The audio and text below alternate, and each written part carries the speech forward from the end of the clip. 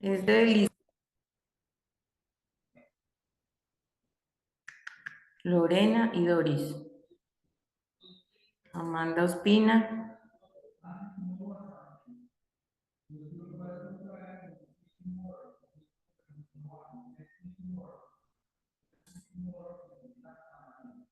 Espérame un momento. Verde, ¿cierto? Ya. Vamos.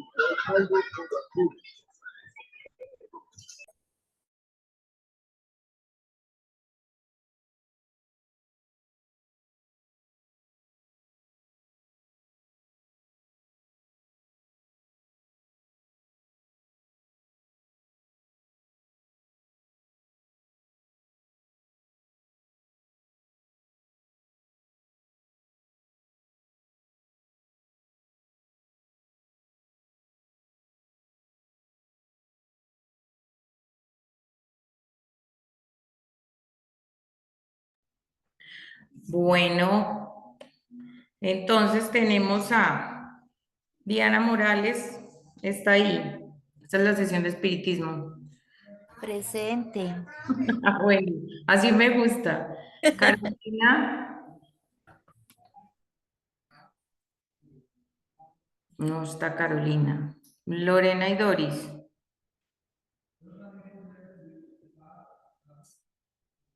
Sí, señora, acá estamos. Buenas Ah, noches. bueno, ¿cómo estás? Amanda Ospina, ya está. Sandra Lorena.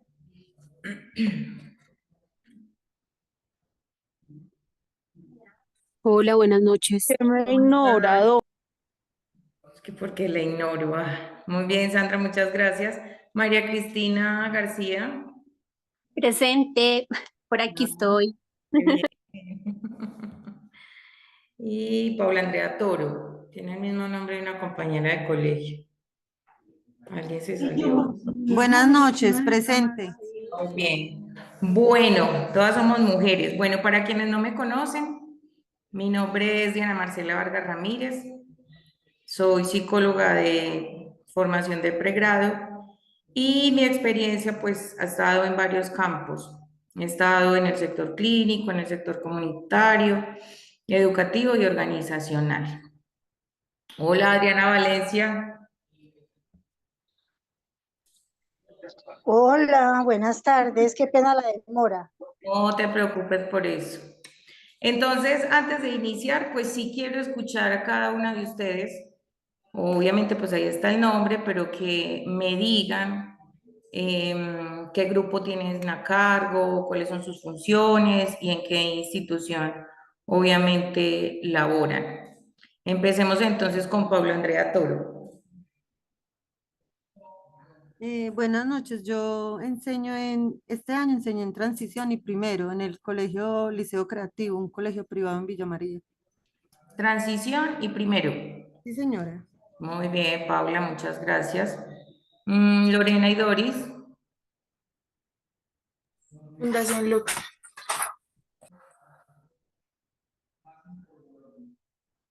Hola, Lorena y Doris. Fundación Luker. Lorena, no te escuchamos.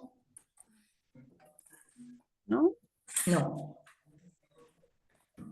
Fundación Luker. ¿Y qué profesión tienes o qué cargo tienes en la fundación?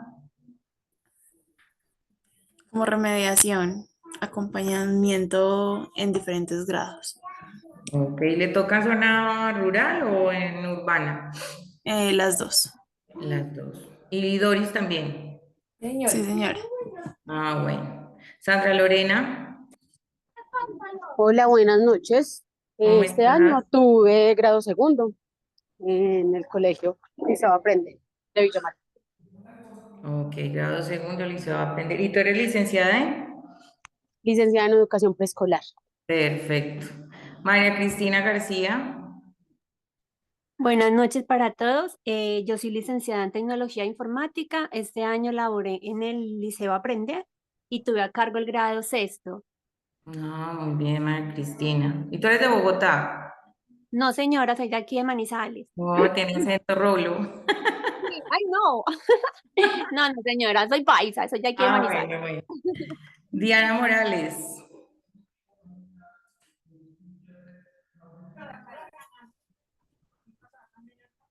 Aló, hola, Hola. la doctora. Soy la directora del Liceo Creativo. Muy bien, Diana, muchas gracias. Muchas gracias. Adriana Valencia. Hola, buenas tardes. Este año tuve grado segundo en el Liceo Creativo acá en Villa María. Muy bien, Adriana, muchas gracias. Y Amanda Ospina. Hola, buenas tardes para todos. Bueno, yo este año tuve a cargo el grado quinto Mm, en el Liceo Creativo. Mañana y tarde. Sí, señora. Ay, Dios mío, otros grupos, qué mujer tan graduadora. Bueno, entonces, todos están viendo la pantalla. Me ignoró. Sí, señora. Bueno, entonces, ¿cuál es la idea? No solo quiero que me escuchen a mí hablar, sino que también quiero escuchar también de ustedes en algún momento que ustedes tengan casos especiales que los puedan compartir. ¿Por qué? Porque en la medida en que todos interactuemos, pues obviamente vamos a enriquecer nuestras experiencias. ¿Están de acuerdo con eso? Sí, sí, de acuerdo. ¿Y Sí, ustedes de por qué no acuerdo. prenden la cámara? Yo soy la única con la cámara prendida. No, entonces les voy a ver. O ya están en pijama. Jaime, ¿cómo estás? Hola, ¿cómo está? Qué alegría Ella está en escucharte. pijama. Ya están en pijama. Bueno, lo importante es que estén entonces relajaditos y que podamos realizar esta sesión. Eh, pues muy dinámica y que obviamente todos salgamos si no salimos con nuevos conocimientos, por lo menos reforzarlos y obviamente saber que día a día todo este tema de lo que son trastornos del aprendizaje y procesos de inclusión siempre van a demandar cada vez más actualizaciones. Bueno, entonces para dar inicio, quiero entonces decirles que bajo el tema de trastornos del aprendizaje, pues no me voy a detener pues como en cada uno de ellos en qué consiste, porque ustedes ya tienen pues su experiencia, conocimiento, pero sí les voy a hablar mucho desde la parte neuro, ¿sí? ¿Por qué? Porque todos los docentes, ¿sí? De acuerdo a mi experiencia y a lo que obviamente he evidenciado, necesitamos mucho el abordaje desde las neurociencias, desde lo neuropsicológico, desde lo neuropedagógico, porque si nosotros no tenemos claro todo lo que es el desarrollo cerebral, es muy complejo poder comprender los procesos de aprendizaje de todos nuestros estudiantes. Bueno, aquí hay una frase que dice, lo único en lo que todos somos iguales es que todos somos diferentes. Ahí sí, como dicen, hombre con hombre, mujer con mujer y en sentido contrario. Parece así, ¿cierto? Pero si nosotros nos detenemos a analizar, es que en un aula de clase todos podemos vernos de cierta manera que sí, somos iguales, pero en el transcurso del tiempo, de sus experiencias, de la historia, de lo que ya hay en formación, se ha venido obviamente catalogando que todos tenemos diferentes formas de aprender, ¿sí? De abstraer el conocimiento, de adaptarnos, de expresar nuestras emociones, de solucionar, de enfrentar los problemas. No todos reaccionamos de la misma manera, ¿verdad? Bueno, entonces desde el concepto de la neurociencia, Amanda, léame qué dicen esos tres chulitos que les tengo ahí. Bueno, dice espéreme que tengo acá algo que me está tapando. La neurociencia es la rama de la medicina que estudia el sistema nervioso, el cual está compuesto por el cerebro, la médula espinal y las neuronas. Bueno, hasta ahí. Espérenme pues para que me lea el otro. Entonces tenemos claro que todo lo que es el sistema nervioso siempre va a ser el cerebro, la médula espinal como tal, esos como órganos. Pero dentro de nuestro cerebro siempre quienes van a permitir todo el funcionamiento van a ser nuestras neuronas. Obviamente, hay procesos arteriales, hay procesos venosos, ¿cierto? Porque nuestro cerebro obviamente también necesita oxigenación, pero cuando estamos hablando de procesos de aprendizaje, estamos hablando de esas conexiones neuronales. Muy bien, Amanda, segundo.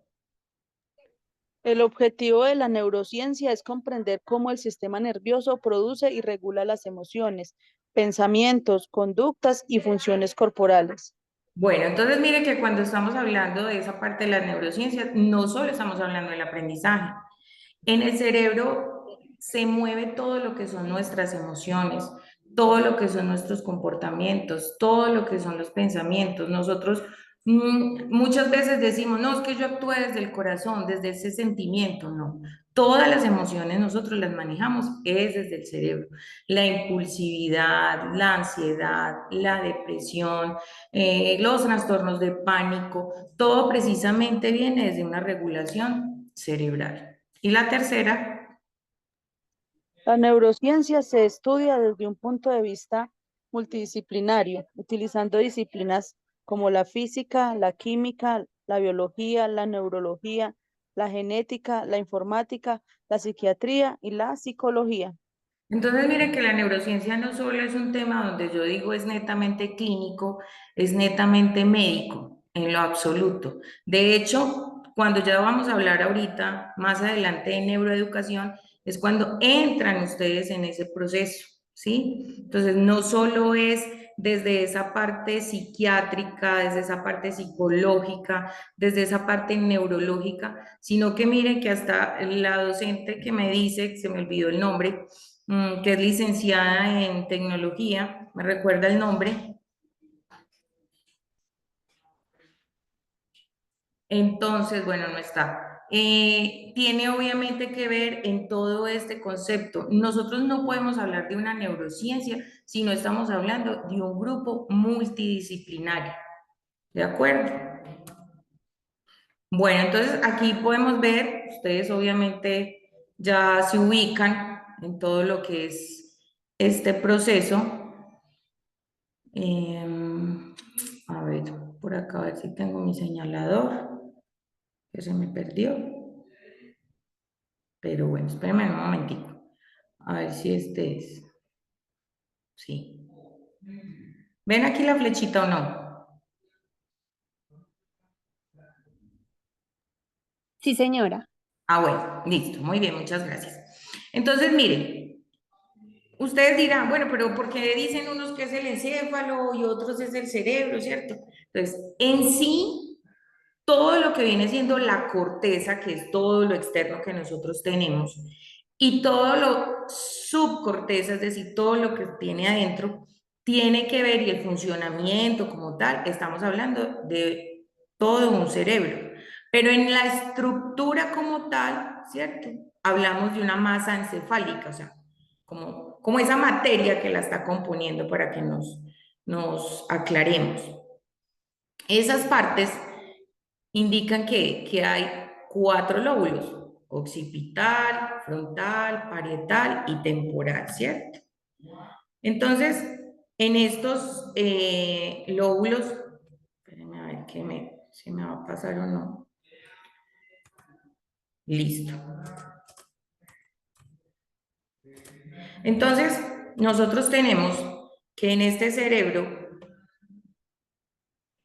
podemos ver los 4 lóbulos. Entonces, este viene siendo el rojo, es la corteza obviamente occipital. ¿Qué hace la corteza occipital? Profes, ¿de qué se encarga? De la visión, de lo visual. De lo visual, listo, muy bien. El lóbulo temporal, que viene siendo este, cafecito. Del auditivo. Auditivo, bueno, muy bien, muchas gracias. Oh, pues que esto es pregunta de examen. El lóbulo parietal, este que está acá, ¿de qué se encarga?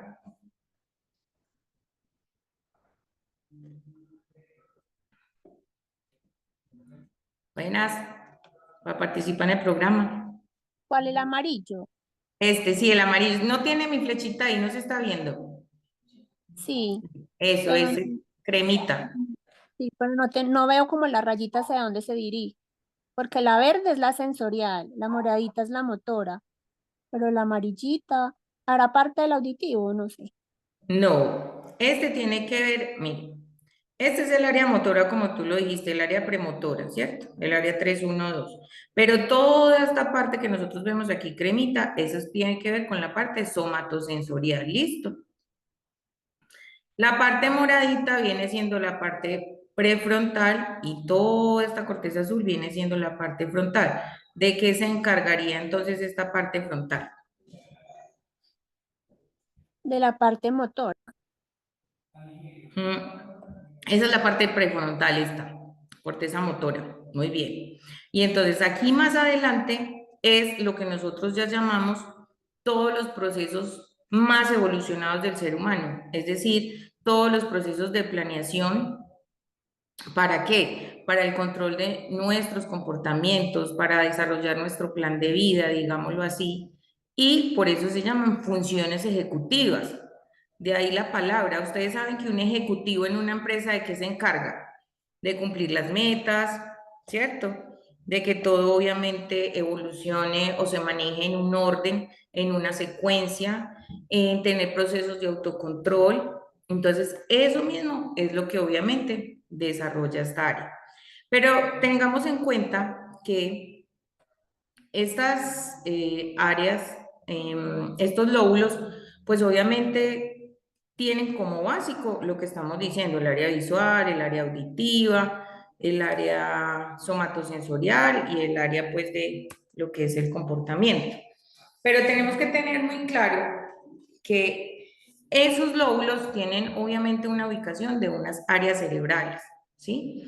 Y resulta que esas áreas cerebrales son las que nos ha permitido identificar cuando hay lesiones cerebrales, cuáles son, ¿cierto? Como esos puntos específicos. Para que nosotros funcionemos realmente bien en nuestro cerebro, hubo un autor muy importante en la parte de las neurociencias que se lo recomiendo hartísimo, que es Alexander Luria. Obviamente él fue físico, neurólogo, psicólogo, ¿cierto? Médico, como tal, pues al ser neurólogo. Entonces, él obviamente identificó que nosotros tenemos unas áreas primarias, unas áreas secundarias y unas áreas terciarias, ¿cierto? Entonces, como lo decían ahora, el lóbulo occipital, listo, es la visión, claro que sí, pero ahí no solo se va a condensar toda la parte de la visión, sino que también se conecta con las otras áreas cerebrales para yo poder darle, por ejemplo, significado. Entonces, mire, si yo veo un lapicero, me conecto con el área del lenguaje porque ya le estoy dando un nombre. Pero para yo producir ese nombre, como lo decía ahorita la compañera, yo me tengo que ubicar con el área de Broca. El área de Broca, que es un área motora, que me permite obviamente decir lapicero. Pero para eso yo también necesito una parte somática, digámoslo así, la parte sensorial, para yo poder, ¿qué? Manipular ese lapicero y poderlo sentir. Entonces, mire lo importante que son estas áreas. Ahora, aquí las podemos ver. Entonces, mire, área primaria, área secundaria y área terciaria.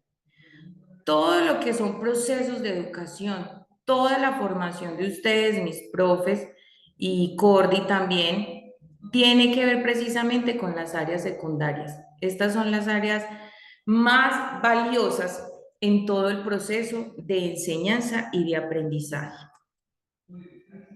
Diana, ¿Cómo vamos hasta ahí? una preguntita. Sí, Uno escucha o ve mucho diagnóstico que tiene que ver con las funciones ejecutivas de los estudiantes. sí. Eh, Precisamente esa planeación, organización. Entonces, es como la parte frontal, según lo que estoy aquí entendiendo, ¿cierto? ¿Correcto? Esas funciones de los estudiantes en la gráfica que nos acabas de mostrar es como lo más comprometido que en esa tercera. ¿Estoy en lo correcto? Sí. ¿Qué es lo que pasa, Cordy? resulta que esta es el área, la última en madurar. Por eso es que en los adolescentes es tan complicado todo el proceso, todos los comportamientos que ellos tienen, ¿sí? Se hace tan difícil. Diagnosticar, digámoslo así, un adolescente con un trastorno del comportamiento, listo, está bien, pero nosotros como profesionales tendríamos que mirar si después de los 19 años, más o menos, ese trastorno del comportamiento se agudizó o por el contrario disminuyeron síntomas, porque si yo estoy hablando de un proceso madurativo, quiere decir que ese trastorno del comportamiento, por el contrario, tiene que estar reversible en esos síntomas como tal.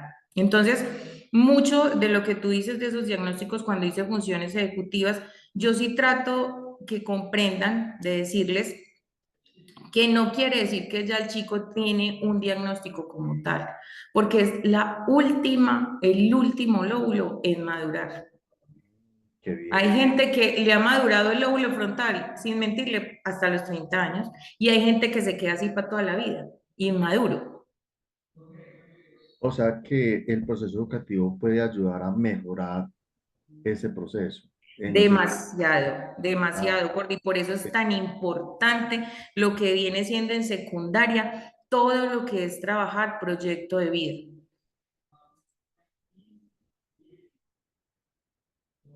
Porque precisamente, si nosotros estamos hablando acá de procesos de autocontrol, ¿sí? El proyecto de vida para muchos adolescentes obviamente es incierto, pero también desde ese proyecto de vida yo analizo muchas de las situaciones. Por ejemplo, lo que yo les decía al comienzo, cómo me enfrento a las situaciones, yo cómo reacciono. Si yo estoy manejando dentro de mi comportamiento una timidez, cómo me está afectando eso en mi rol social. Y todo eso, Jaime, hace parte de este desarrollo frontal. Es increíble, pero todo tiene que ver de ahí. De hecho, la toma de decisiones para un adolescente viene en la maduración de este lóbulo frontal. Por eso es que un adolescente no mide consecuencias, sí, sí. ¿sí? Uno dice, ¿y usted qué es lo que está pensando de la vida? Ah, no, yo no sé, ellos ven la vida así como, ¿cierto? Como todo relajado, como todo fácil. Es precisamente por ese Ujú. proceso de maduración, pero es el último en madurar.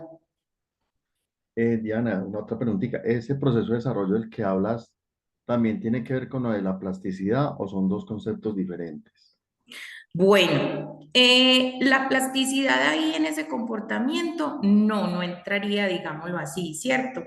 ¿Por qué? Porque yo no estoy hablando de un proceso de aprendizaje como tal en el que yo estoy sintiendo que el estudiante, ¿cierto? No ha podido obviamente avanzar, sino que es algo mucho más relacionado con su personalidad, digámoslo así. Entonces, en una parte frontal, ¿sí? Decirle yo, sí, hablemos de un proceso de neuroplasticidad. Pues yo no le estoy diciendo que no, porque pues todo el cerebro tiene que ver con la neuroplasticidad, ¿sí? Pero como en ese proceso de maduración no entraría de pronto tanto ese concepto. No sé si logré hacerme entender, Jaime. Sí, gracias. Muy bien. Listo. Muy interesantes tus preguntas. No vas a dejar de preguntar, lo mismo el resto. Bueno, entonces cuando yo les hablaba de las áreas primarias, mire, esta es la subcorteza cerebral. ¿Qué quiere decir la subcorteza cerebral? O sea, todo lo que yo tengo adentro, ¿cierto?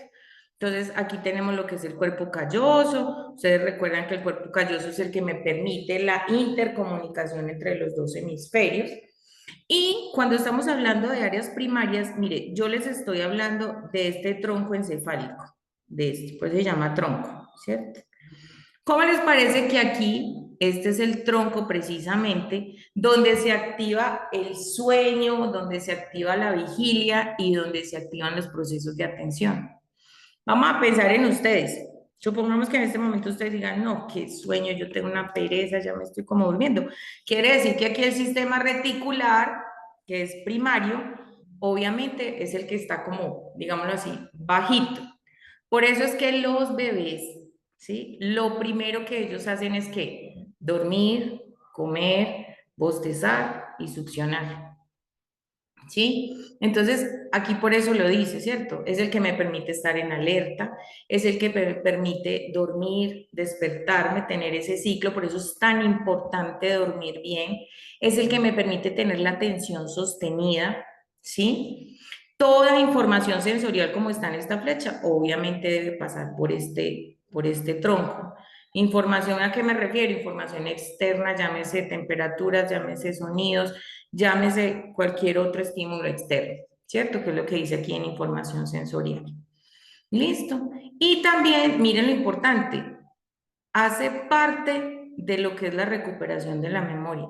Todas las áreas de las que vamos a hablar acá, o todo lo que vamos a hablar de atención, de memoria, de praxias, de noxias, siempre se van a interrelacionar con cada uno de los lóbulos del cerebro.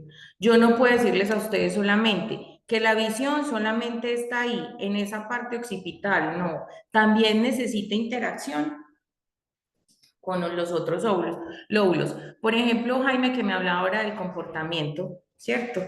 ¿Cómo les parece que la memoria, sí, también necesita conexiones desde el lóbulo frontal? Entonces, mire lo importante, uno dice, bueno, el lóbulo frontal es el que planea, es el que organiza, claro, es el que me permite, obviamente, abstraer también conceptos que se puedan quedar grabados ahí en esa memoria, que viene siendo el hipocampo, que ya lo vamos a ver. Entonces, ahora les decía yo, en las áreas secundarias, profes, miren, esto es lo más maravilloso, a mí me encanta cuando yo les digo esto, porque ustedes tienen que ver precisamente, ustedes me están viendo en la flechita. Sí, Sí. señora. Ah, bueno. Entonces, las áreas de asociación, que son áreas secundarias, viene siendo el lóbulo temporal, el lóbulo occipital y el lóbulo parietal. Esos tres son los que se fundamentan en el aprendizaje de los procesos escolares.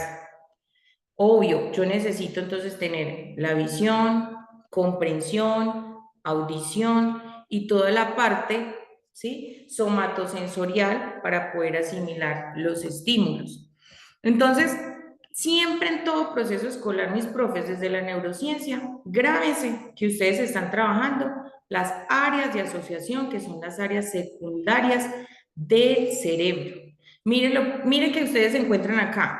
Hay un área auditiva primaria, como me lo decía ahora la profe, claro, sí, ahí tenemos la llegada del estímulo para escuchar. El órgano como tal es el oído, pero ¿dónde procesamos la información que escuchamos? En el lóbulo temporal, ¿cierto? Pero miren lo complejo. Aquí es cuando se hace toda la parte de los procesos de comprensión y formación del lenguaje. Miren lo lindo de ustedes en su labor, ¿sí? En esta área visual primaria, que es la función que cumple, el área de asociación obviamente visual era como yo les explicaba ahora del lapicero. Yo veo la imagen, comprendo para qué sirve, ¿sí?, de qué está hecha. Y también tenemos lo que es el área de asociación sensitiva, la primaria es la sensitiva, pero esa asociación sensitiva como tal, ustedes recuerdan que tenemos los 5 sentidos, ¿sí? Entonces aquí trabajamos mucho lo que es el tacto, ¿sí? Y trabajamos los otros 2 sentidos que los vamos a ver ahora, que viene siendo el vestibular y el propioceptivo. El olfato viene por esta parte, por acá también. Bueno. Listo. Entonces, aquí como les estaba diciendo, entonces vemos obviamente lo que me decía ahora, por ejemplo, la profe, que este es un área sensitiva y este es el área premotora, ¿cierto? Entonces, en esas áreas como tal, aquí aprendemos todo lo que viene siendo la escritura. Es tan importante ese proceso de la escritura, mis profes, porque mire, tener esa coordinación óculo-manual, o sea, el ojo, la mano, y que obviamente yo produzca esos de los procesos más complejos a nivel cerebral que se pueden dar en un estudiante. Listo. Y las áreas terciarias, que ya lo decíamos con Jaime, son precisamente las relacionadas con ¿qué? Con la regulación del comportamiento. Desde la pedagogía conceptual le llaman a esta parte de lo de las funciones. A la toma de decisiones les llaman autodeterminación. Desde ahí se trabajan todos los conceptos de autoestima, autoconfianza, autovaloración, la autodeterminación, y por eso lo que yo le decía a Jaime ahora, por eso es tan importante trabajar siempre lo que es proyecto de vida en la parte de secundaria y sobre todo de los chicos de noveno en adelante. Listo. Entonces nos queda claro que las primeras unidades van en este tallo, ¿sí? Recuerden que una lesión a este nivel, pues obviamente nos causa la muerte o lo que se llama estado vegetativo, porque mire, si es lo que me permite a mí estar despierto, alerta, tener hambre, ¿cierto? Satisfacer esas necesidades, pues aquí sí sería gravísimo. Bueno, en las áreas de la segunda unidad ya sabemos que tenemos las de asociación, ya saben que es la temporal, occipital y parietal. Y en la parte frontal, que es la tercera unidad, recuerden que es la última en madurar, tenemos que darle siempre tiempo, no madura igual que los otros, pues que muchos cerebros, digámoslo así, a los 19 años, pues muchos o 20 ya tendrían que estar maduros, otros como les dije a los 30 y otros se quedan inmaduros para toda la vida. Es Dianita, una pregunta. importante, aquí les hago la aclaración en el cerebelo, este también se ha catalogado como el árbol de la vida, ¿sí? Como un segundo cerebro, ustedes lo pueden encontrar, y el cerebelo obviamente ayuda mucho, es en esa parte motora como tal, ¿sí? Todo lo que tiene que ver, por ejemplo, con el equilibrio. Por eso ustedes ven que los niños, cuando aprenden a caminar, mire que el desarrollo cerebral es de abajo hacia arriba, ellos van como borrachitos, ¿sí? De un lado para otro, se caen, todo el cuento, pero tiene que ver precisamente con esa maduración motora. Una de las cosas que a mí me llama la atención de este cerebelo es que cuando la gente se embriaga, ¿cierto? Este pequeño cerebro, digámoslo así, tiene algo que se llama el piloto automático. Y es cuando ustedes pueden decir de que, ay, no, y ese cómo llegó a la casa, o el otro, y a mí quién me trajo, y abre la puerta y llega y todo, y ¿sabe qué es lo peor? Que no hay cae. ¿Ustedes se han visto eso?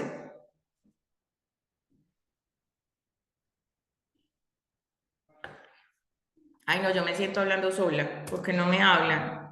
Diana, una preguntita. Dímelo. Según esto, la toma de decisiones, ¿en qué parte se ubica el cerebro? ¿O es en general? La toma de No, la toma de decisiones está en la parte frontal, Jaime, en toda esta parte, todo. La inhibición, o sea, ser la capacidad de yo tener hasta la flexibilidad cognitiva. Por eso es que ustedes ven que los adolescentes en su gran mayoría son tercos, ¿sí? Ahí es donde está esa flexibilidad cognitiva. Entonces, toda la toma de decisiones, toda esa parte, Jaime, estás en la parte frontal, aquí en este rojito. Gracias. Listo. Bueno, Pero, dímelo. perdón, el control de esfínteres está en en la primera parte. El control de esfínteres cuando estábamos hablando del tallo cerebral, ¿cierto? Obviamente tiene unos estímulos como tal, ¿cierto? Esos son respuestas reflejas, pero obviamente son estímulos que tienen que pasar, digámoslo así, por esa parte del tallo. ¿Por qué? Porque ellos son los que obviamente dan ese impulso, porque es la sensación, ¿cierto?, de que yo tengo que miccionar o tengo obviamente que dar del cuerpo. Entonces, por eso una persona en estado vegetal tiene ese tipo de respuestas. Son muy primarias, muy bien por esa pregunta. Más no quiere decir que, por ejemplo, cuando un niño tiene problema de enuresis o de encopresis, quiere decir que el problema está en el cerebro. No, ojo con eso. Ahí sí ya tenemos que mirar el proceso orgánico, que viene siendo los riñones y toda la parte digestiva, ¿cierto? Alta y baja. Y la otra también tendremos que mirar es la parte psicológica. No sé si ahí de pronto te quedó claro. Sí, sí, muchas gracias. Bueno, perfecto. Bueno, entonces hablemos de una tríada cerebral. Esto para mí es fundamental. todo desarrollo para nosotros, dentro de los procesos del aprendizaje, mis profes, tenemos que revisar que estos tres componentes no tengan alguna afectación. Porque nosotros a veces pasamos de alto o por alto, ¿sí? Que exista una dificultad en el aprendizaje del estudiante, pero de pronto yo no me detengo a pensar, bueno, ¿qué hay en su familia? ¿Qué heredabilidad puede ver? ¿Cierto?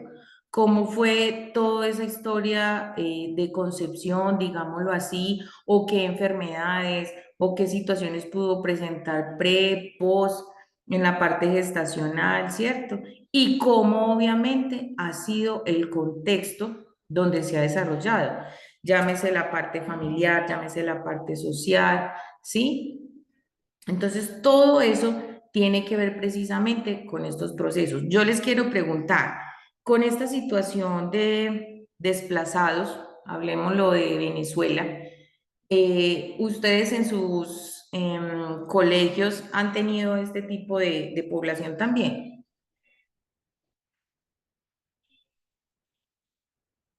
Cuando dices población, ¿te refieres con ciertas características?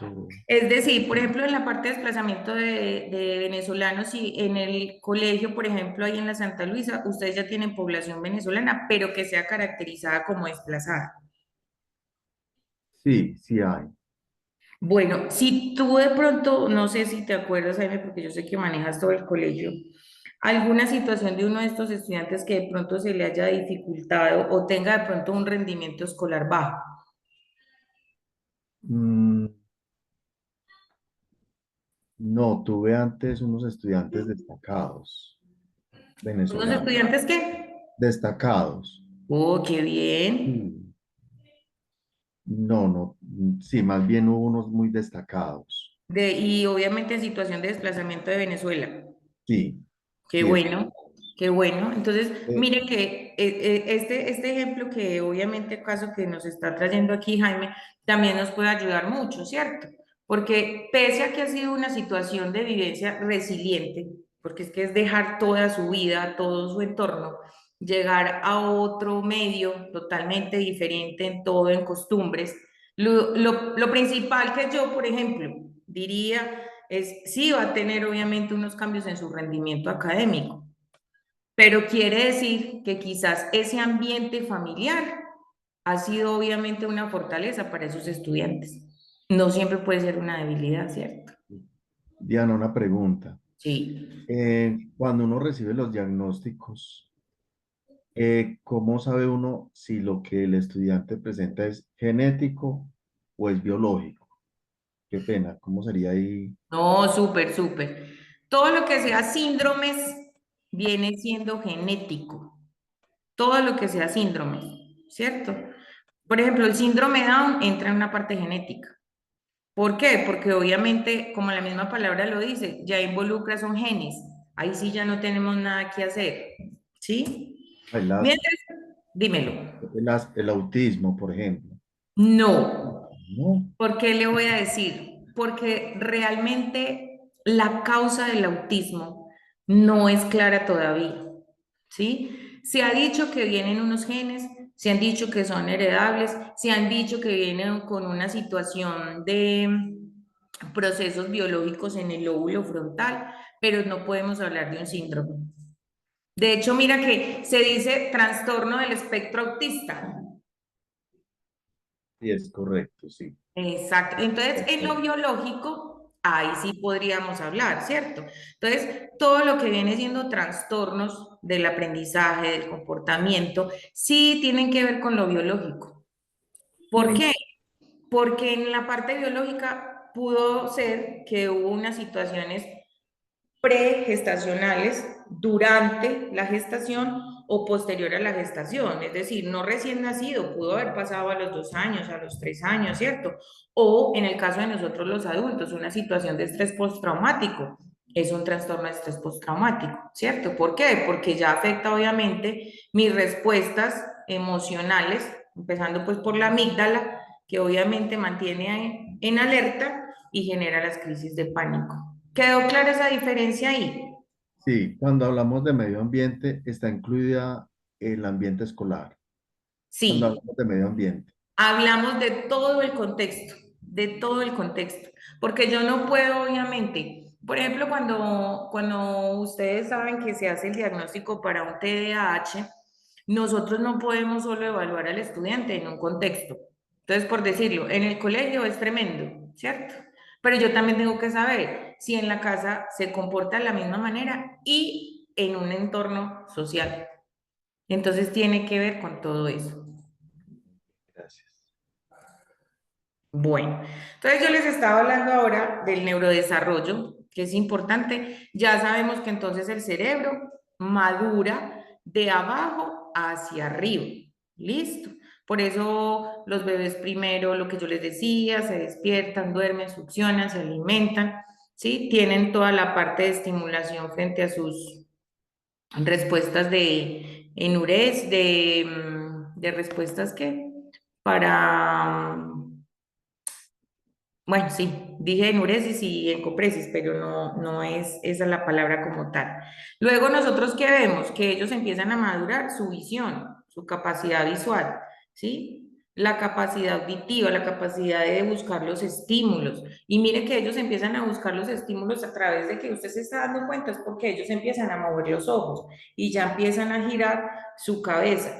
Por ejemplo, cuando se está sospechando síntomas de autismo, puede que en ese momento no se vea, sí, no se tiene presente, pero una de las preguntas más importantes es si cuando el niño estaba pequeño, recién nacido o en esos meses, ante algún ruido reaccionaba a ese estímulo y volteaba la cabeza, ¿sí? Por eso, en sospechas de sordera, esa es una de las preguntas claves que se tiene que hacer. Entonces, tiran una puerta dura ¡ta! Y de pronto el bebé no hizo ningún seguimiento auditivo. Entonces, ahí quiere decir que hay unas situaciones. Dime, Una pregunta. dime, Frente Lorena. al síndrome de Crusoe, ¿este se genera por genética? ¿O cuál es la condición de él? ¿Cómo? ¿Hablo con Lorena o con Doris? Lorena, Ah, bueno, Lore, otra vez porque se te corta. frente al síndrome de Crusoe, ¿este se genera por rasgo genético o cuál es la condición de él? El síndrome Crusoe, como su misma palabra lo dice, es genético, por ser ya un síndrome como tal. Todos los síndromes que tú encuentres ya son de tipo genético. ¿Sí? Gracias. ¿Quedó claro? Listo, con gusto. Y Ya ya de ahí, hablaríamos de genéticos educables. mm, bueno, eso sí ya depende, Jaime, es como mirar el nivel, si es leve, moderado o severo. ¿Sí? Por ejemplo, hablemos de un síndrome Down, ¿sí? Ya dependemos es de el nivel cognitivo o el compromiso cognitivo que se tenga para decir que es educable. Ahí, ¿qué es lo que más puntual en un síndrome? ¿Qué es lo que más interesa? Es que el individuo sea capaz de adaptarse a su entorno y como quien dice, en esa adaptación sea capaz de ser funcional. Funcional no solo es en las actividades de la vida diaria, que se bañe, que se vista, que coma solo, ¿cierto? No. La adaptabilidad también tiene que ver con que esa persona, aún con su síndrome, ¿cierto? Sea capaz de interactuar con su medio. Por ejemplo, que dentro de su contexto como tal cercano, sepa dónde es una droguería y pueda ir. Eso es uno. Dos, educable que es, que también sepa manejar el dinero. No, pues obviamente que yo les esté diciendo ahorre o esas cosas, no, sino que lo conozca. ¿Mm? Y obviamente hay unos síndromes que no van a comprometer la parte cognitiva, sino la parte motora. Entonces ahí ustedes cuando ven los síndromes, por ejemplo, de espina bífida es decir, que son las malformaciones en la columna vertebral de los niños y que obviamente no les permite a ellos movilizar sus extremidades inferiores. ¿Mm? O hay síndromes que obviamente comprometen toda la parte cuadraplégica, digámoslo así, pero su desarrollo cognitivo es normal. Mm. Diana, una pregunta. Lo que pasa es que nos vemos abocados cada vez más a estos diagnósticos con estudiantes caracterizados, ¿qué profesional es el que nos dice eso? ¿Un psicólogo, un psiquiatra, un neuropsicólogo? ¿Qué profesional? Él es el que nos ayuda a decir, este estudiante tiene posibilidades de ser funcional, porque es que de verdad nos vemos abocados a muchas situaciones y los papás, igual uno desconociendo muchas cosas, entramos a veces como en unos conflictos. Total. Entonces, ahí, ¿quién es el que dice el estudiante es capaz de, quién, qué profesional? Sí, por favor, gracias. Claro que sí. Mira, todos modos, en un proceso diagnóstico, esto desde lo clínico te voy a hablar, sí debe haber una interdisciplinariedad, ¿cierto? Pero yo no puedo dejar un diagnóstico a criterio de un solo especialista. Es decir, yo no dejaría a que el psiquiatra, una vez diagnostique TDAH, yo ya diga, el niño tiene un TDAH. No. A ese niño con ese diagnóstico lo tiene que ver, aparte de psicología, ¿cierto? Lo debe ver, por ejemplo, terapia ocupacional, y ya ahorita les voy a decir por qué. Pero para ese TDAH yo también llegar, Jaime, lo tiene que ver, por ejemplo, un neuropediatra y lo tiene que evaluar el neuropsicólogo. Entonces, básicamente, ¿qué es lo que los chicos sí necesitan? Y eso sí es fundamental, son las evaluaciones neuropsicológicas o neuropsicopedagógicas. ¿Por qué? Porque ahí, Jaime, y para los demás profes, en una evaluación neuropsicológica, nosotros atacamos todos los procesos cerebrales. Es decir, vemos todo lo que es la atención auditiva, la atención sostenida, la atención dividida. Vemos toda la parte de las praxias, ya sean visuales, ya sean auditivas, ya sean táctiles. Lo mismo las noxias, ¿sí? Visuales, auditivas, táctiles. Vemos toda la parte de las funciones ejecutivas. ¿Por qué? Porque, y los procesos de memoria visual, memoria verbal, memoria a corto plazo, memoria a largo plazo. Entonces, esa funcionalidad es lo que les va a permitir a ustedes determinar el chico o la chica en qué procesos cerebrales o esas habilidades cognitivas tiene fortaleza y tiene debilidades.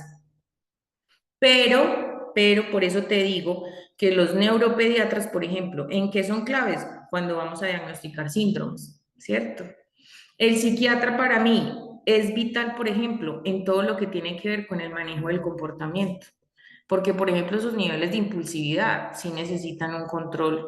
Cuando son niveles de impulsividad muy marcados, quiere decir que hay un desequilibrio en los neurotransmisores impresionante que se amerita una medicación. Entonces, es un grupo como tal, Jaime, pero para mí la parte escolar siempre tiene que tener de apoyo un resultado de una evaluación neuropsicológica o neuropsicopedagógica. Doc, Dímelo, manda. una pregunta. Em, al- escuchando me surge esta preguntita. Los trastornos que tú dices que son biológicos y hablemos de TDAH, ¿cierto? Sí. Estos TDAH son biológicos, pero hay TDAHs que también pueden ser creados por el ambiente o realmente es, es biológico. Sí, claro, porque mira, por ejemplo, se ha encontrado en investigaciones, Amanda, que dentro de un proceso gestacional, cuando la madre hizo una estimulación, y mira que ya estamos hablando de un contexto externo, ¿cierto? Donde obviamente hubo una sobreestimulación desde la parte auditiva, desde la parte visual, entonces obviamente estuvo con muchos estímulos de, por ejemplo, de percusión, ¿sí? De mucha iluminación, de mucha parte sensorial, Amanda. Ahí, por ejemplo, se hace una alteración en ese tipo de áreas cognitivas, ¿sí? Por eso el TDAH también, a pesar de que se dice que hay unas lesiones, digámoslo así, en el área frontal, también obviamente no ha sido un indicador claro como para decir, mire, esto es así, ¿cierto? De esta manera. Pero en el momento por eso se tiene como algo biológico, por eso es un trastorno, ¿cierto? ¿Te quedó claro? Sí, señora, gracias. Bueno, listo. Muy bien. Jaime, ¿te quedó claro también lo que dijimos ahora? Sí, muy interesante, sí. Bueno, entonces mira lo que decíamos ahora, Jaime, en la parte de las funciones ejecutivas, planificación, flexibilidad, regulación emocional y autocontrol.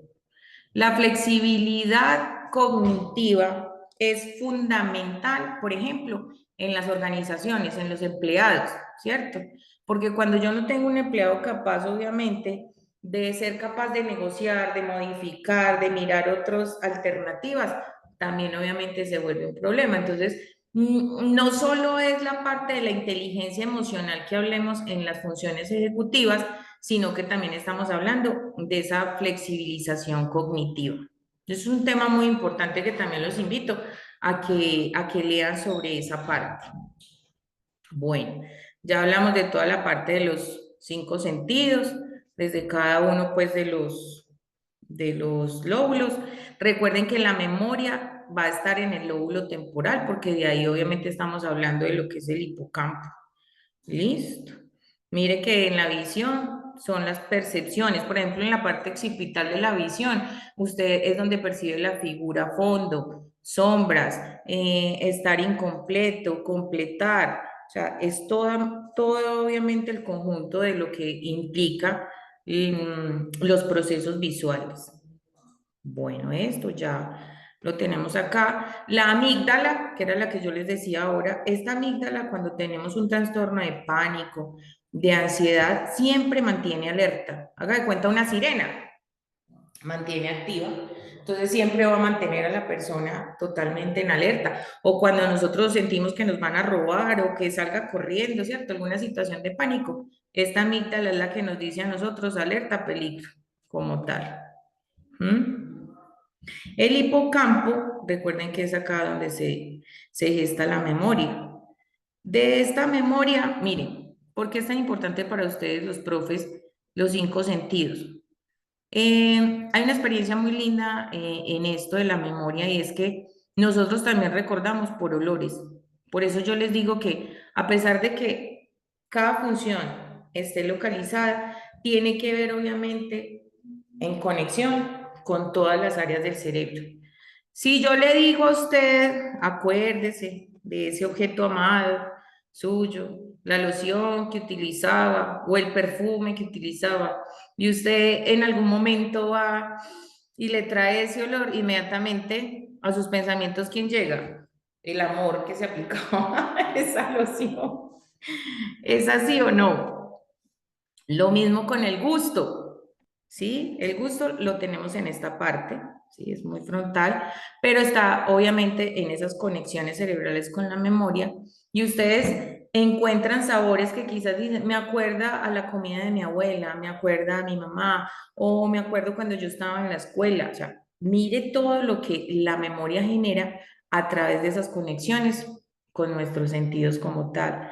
Los sonidos, ¿sí?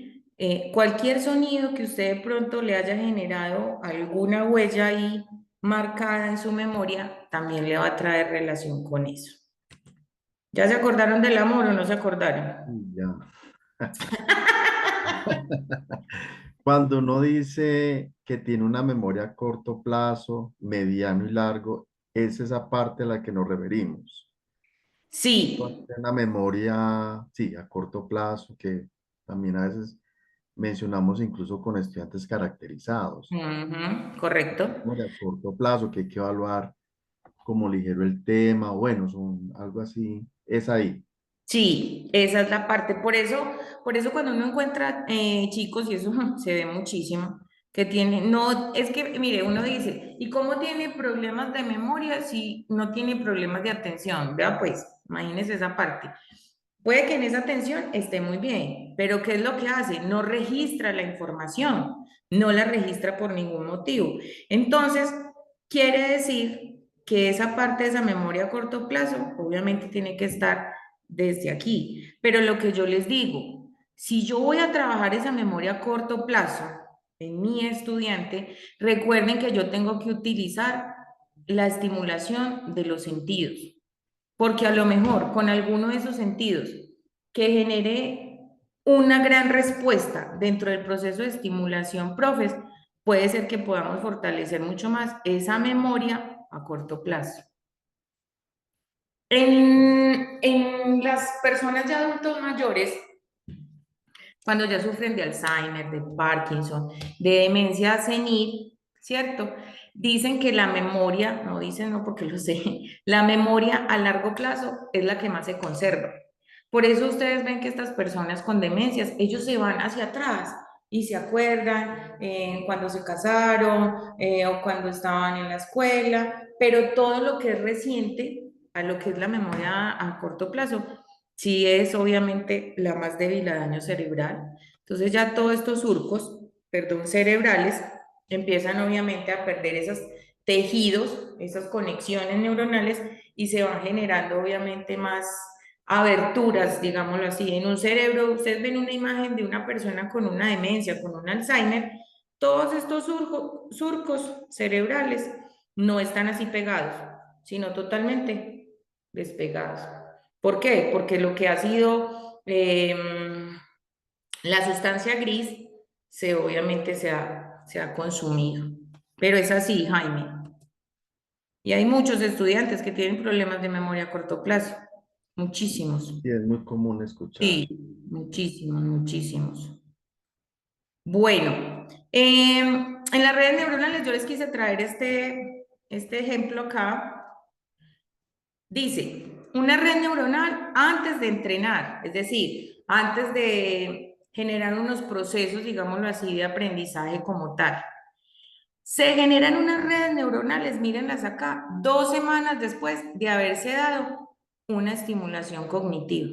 Hablemoslos de procesos, por ejemplo, de una estimulación cerebral con neuropsicólogo, ¿cierto? Digámoslo desde esa parte. Y miren esta cantidad de redes neuronales que se formaron 2 meses después de haber estado inmerso en un proceso de estimulación cognitiva. Cuando yo les hablo de una estimulación cognitiva, no solo les estoy hablando de un proceso de rehabilitación, sino también de los procesos de aprendizaje, de lo que hacen nuestras redes neuronales.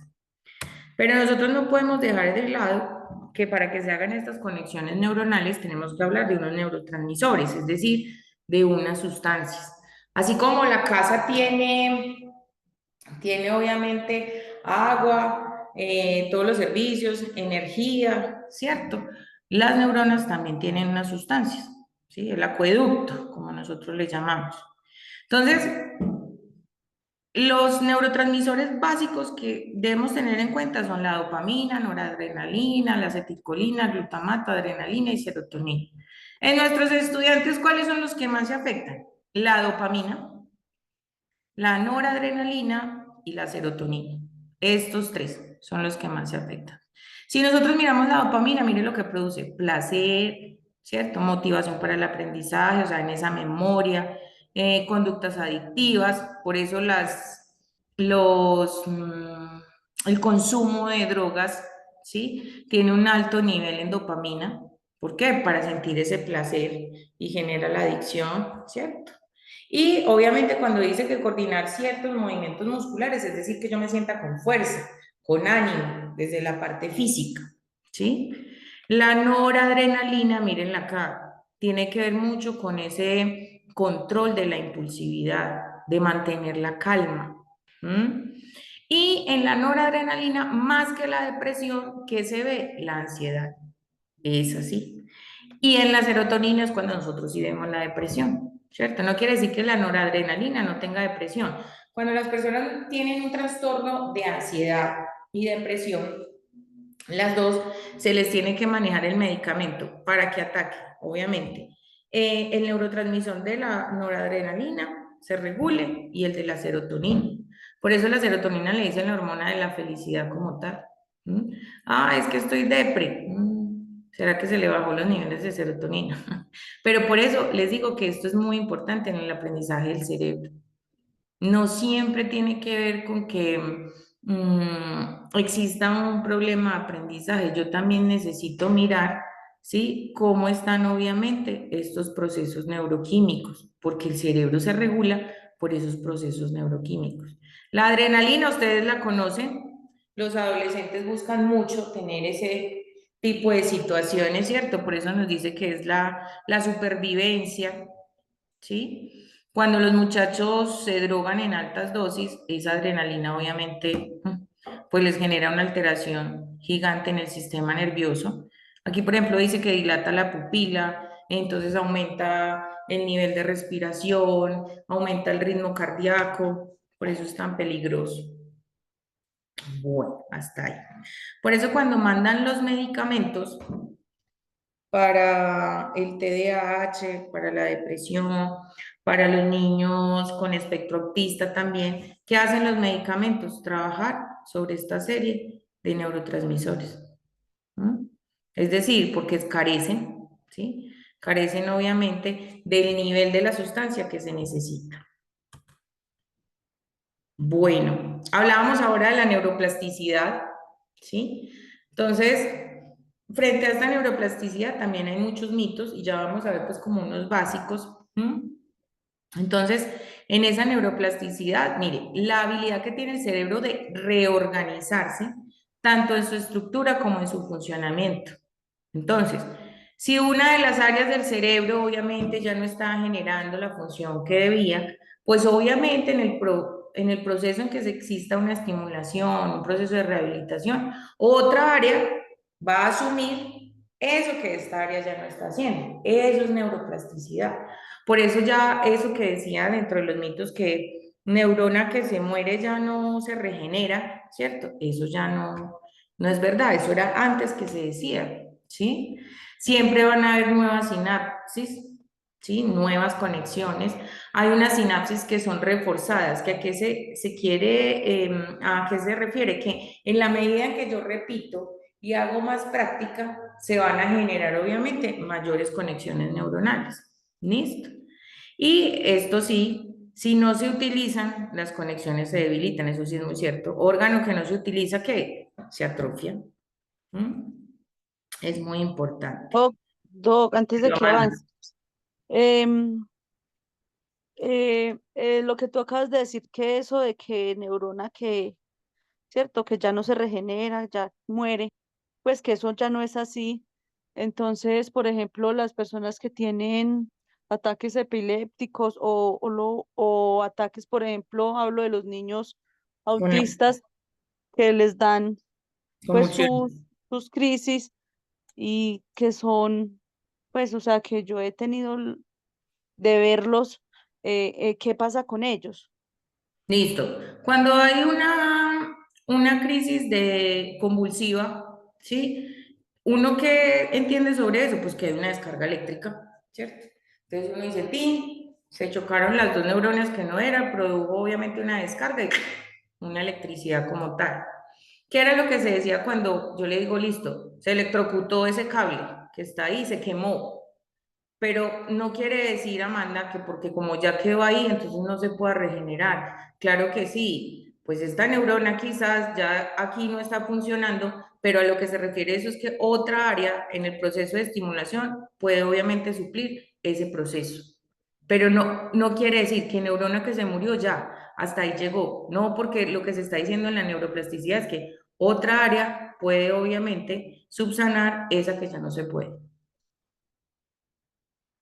Ah, ya, Ahora sí. así. O sea, no se imagine que ahí quedó la neurona quemada, chamuscada y ya, listo, y quedó. No te imaginen todas las crisis convulsivas, puras neuronas ahí chamuscadas. El No, cerebro se hace negro. unos procesos de estimulación, ¿cierto? Entonces, imagínense, ahí es cuando está el reto de nosotros. Muy Ya me bueno, lo imaginé. claro, ahí chamuscados, pobrecitos. Entonces, mira lo que es la neuroplasticidad. Representa la facultad del cerebro, mire, para recuperarse y reestructurarse. Reestructurarse. No me funciona aquí, pero este lado obviamente reestructuró esta función, ¿cierto? Este potencial adaptativo del sistema nervioso permite al cerebro reponerse a trastornos o lesiones. Eso es muy claro, mire, cuando ustedes en la familia de pronto han tenido situaciones de lesiones cerebrales, ya sea porque hubo un accidente cerebrovascular o derrame que le dicen, ¿cierto? O por un trauma craneoencefálico. Inicialmente la persona puede perder el habla, puede perder el movimiento de un lado, ¿cierto? Tener una hemiparesia.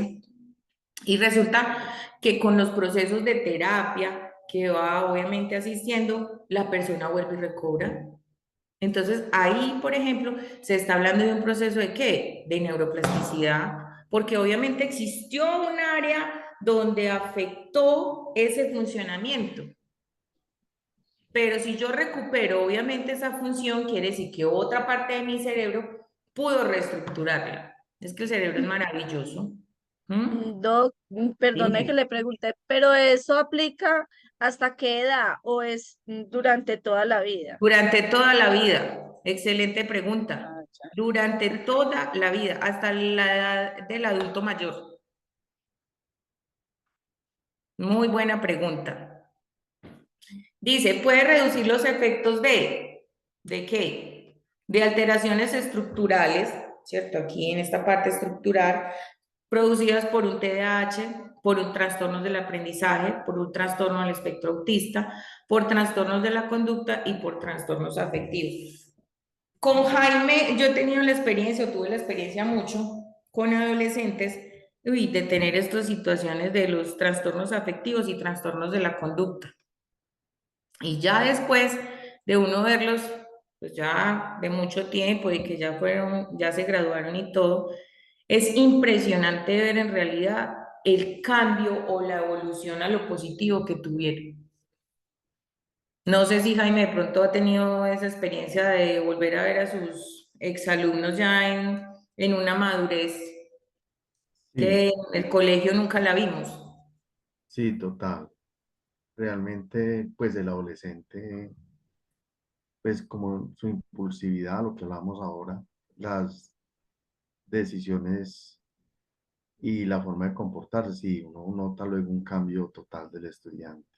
Por eso preguntaba tanto esa parte frontal de lo ejecutivo, eh, y por eso esa parte de la adolescencia tan vital para ellos, porque hay decisiones que pueden tener consecuencias mm, a su futuro. Escuchaba Total. esta mañana algo de, del, de la situación que se presentan con las niñas adolescentes en embarazo. Ujú. Y alguien tomó el asunto de precisamente del cerebro y decían que los adolescentes, esa impulsividad propia como en su edad, les llegan a tomar decisiones como esas y lo relacionaron justo con esta parte del desarrollo también que ellos tienen y son decisiones que afectan para toda la vida. Claro, y sobre todo, mire que, por ejemplo, esa parte en los embarazos de adolescentes, también cabe aclarar, y lo estábamos viendo ahora dentro de los neurotransmisores, la respuesta al placer, ¿sí? El cerebro, obviamente, al captar dentro de esa actividad sexual, el placer, pues es difícil como que salga de esa situación, por eso es que muchas veces también entran como tan a temprana edad a iniciar su vida sexual, entonces tiene que ver mucho también con esa parte, Jaime, con toda la parte del lóbulo Mm. frontal. Sí, comentaban que se creen como Superman o superhéroes, como que las cosas no me pasan a mí, sino a otros. Exacto. Ellos Al entran, fin jóvenes, ¿cómo, cómo? al fin jóvenes, ¿cierto? Porque Sí. Es que por eso yo les decía, ellos no miden las consecuencias de los actos, ¿cierto? Lo que tú hiciste no le va a pasar es al otro, no a mí. Por eso yo tuve un docente, un gran maestro, y él nos decía que la adolescencia es la edad patológica del ser humano. Y si nosotros vemos en nuestro contexto, en las historias de vida, o quizás en la vida de cada uno, que de pronto en su adolescencia dice, no, este fue tremendo, o esta fue tremenda, o usted sí que me dio guerra, me sacó las canas, ¿cierto? Pero en realidad dice, no, mire cómo fue en la adolescencia, y mire ahora cómo es, organizado, responsable, ¿cierto? Se proyecta, tiene sí, obviamente unos objetivos que los cuales ha ido alcanzando, entonces yo sí estoy de acuerdo con mi profe. Es de las cosas más complicadas. De hecho, para uno como terapeuta, tener adolescentes Es muy complejo, muy complejo. Por eso esa parte del comportamiento, cuando ellos son negativistas desafiantes, yo esa parte sí se la dejo más es a los psiquiatras porque me parece que ellos sí tienen que entrar en unos procesos de choque muy grandes y en procesos de hospitalización también, o es un manejo intramural, que es lo que nosotros llamamos. No sé, Sandra Lorena me estaba diciendo algo que vi que activó la cámara. Ve el audio.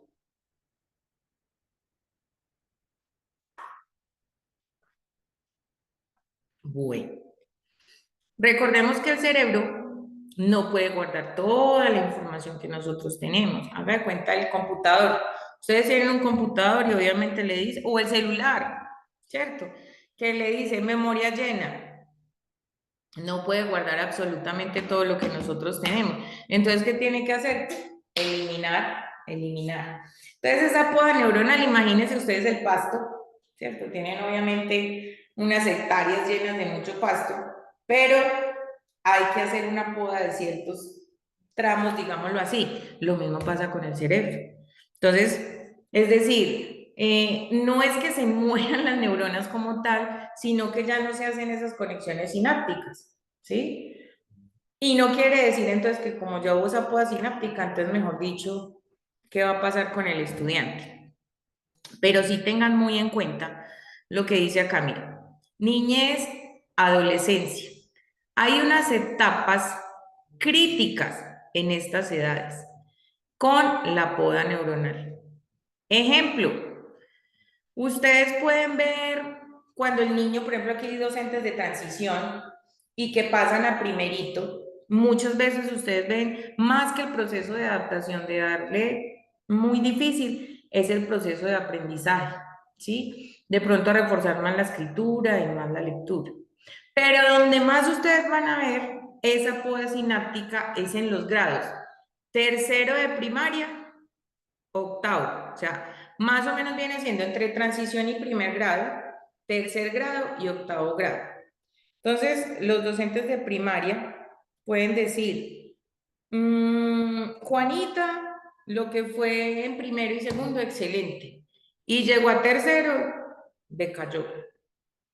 Juan Pablo en octavo, venía bien en sexto, séptimo, y de pronto llegó a octavo. Por eso mire que muchos dicen, no, es que tercero y octavo son unos grados muy duros. No, eso es crítico en esas edades para la poda sináptica. Entonces, cuando existe esta poda, es decir, que ya no hay unas conexiones que se hacían, ojo pues que no es que se mueran, sino que ya no hay esas conexiones, por eso es que muchos bajan el rendimiento académico. No sé si tienen ahí un caso o algo, o de su experiencia que de pronto les esté recordando. Oye, este grupo está muy silencioso. Yo le voy a preguntar aquí. Yo, Hágale Sonia pues, Calderón. Sonia. Este año yo tuve tercero y tuve muy buenas referencias de algunos estudiantes y de otros no muy buenas referencias.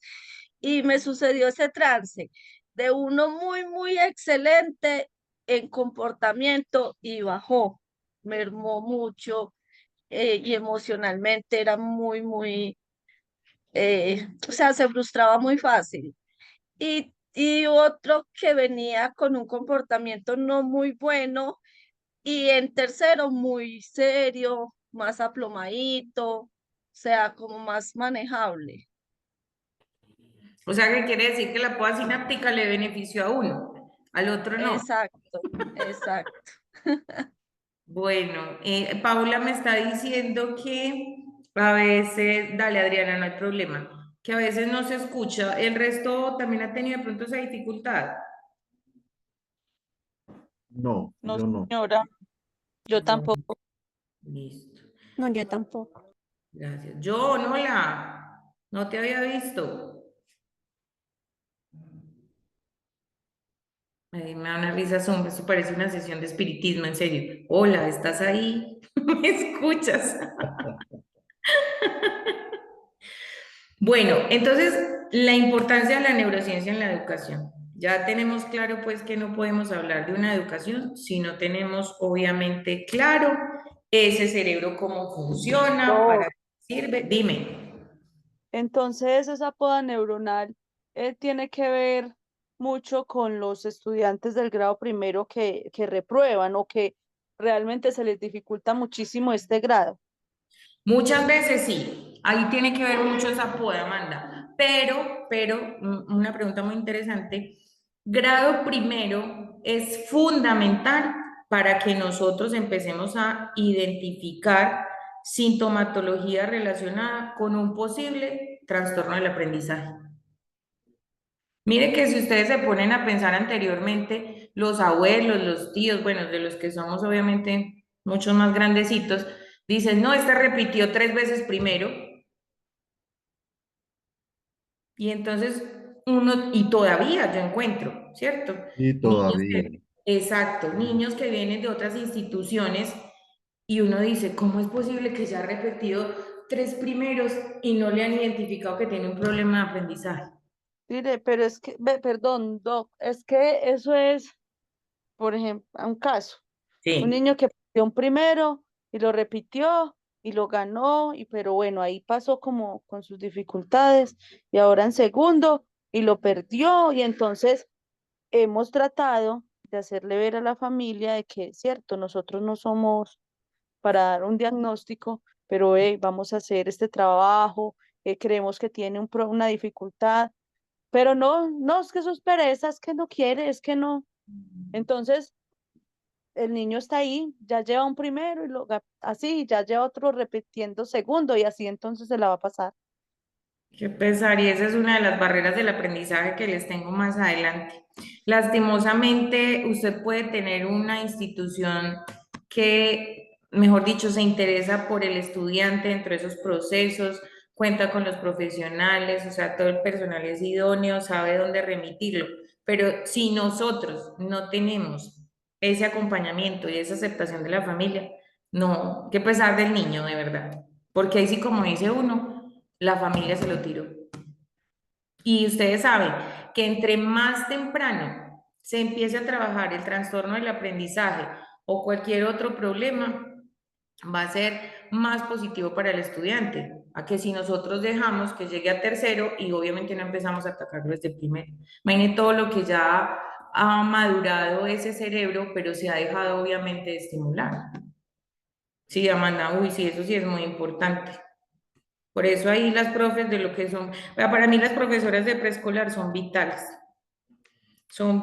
mejor dicho, porque de ahí obviamente cuando uno empieza a hacer la historia de la formación escolar de los niños desde transición, uno ya empieza a ver que venían con muchas situaciones. No voy a decir que son ustedes, pero sí me he encontrado colegas que uno dice, no, de verdad, ¿cómo hicieron una cosa de estas?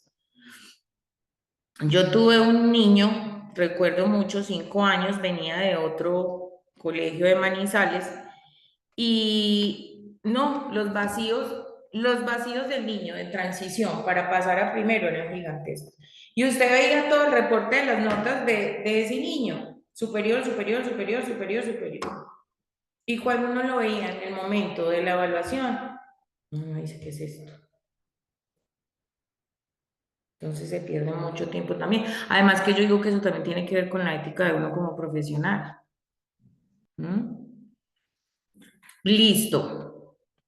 Entonces aquí obviamente ya tenemos lo que es la neuroeducación. La neuroeducación siempre la vamos a relacionar con las neurociencias, la pedagogía y la psicología. Por eso, Jaime, cuando tú ahorita hablabas de lo de los diagnósticos, mira que necesitamos tanto de lo que son esos especialistas clínicos, todo lo que viene siendo con la red escolar, ¿sí? Y con los profesionales, obviamente, expertos en el manejo de conductas y procesos mentales, que son psicólogos, neuropsicólogos, neuropedagogos como tal. O, pues obviamente, los orientadores escolares que son vitales. Entonces tenemos varias triadas. Miren, por ejemplo, esto que son mitos a los que yo les decía ahora. Escuchar Mozart te hace más inteligente. No, ¿cierto? Los seres humanos solo utilizan el 10% de las capacidades de nuestro cerebro, ¿no? Esos son ya mitos. Nosotros escuchábamos mucho esto, yo recuerdo, y hubo una época en que yo decía, ay, sí, escuchemos Mozart para ser más inteligentes, no, ja. Más bien ponía Michael Jackson y ese sí me activaba.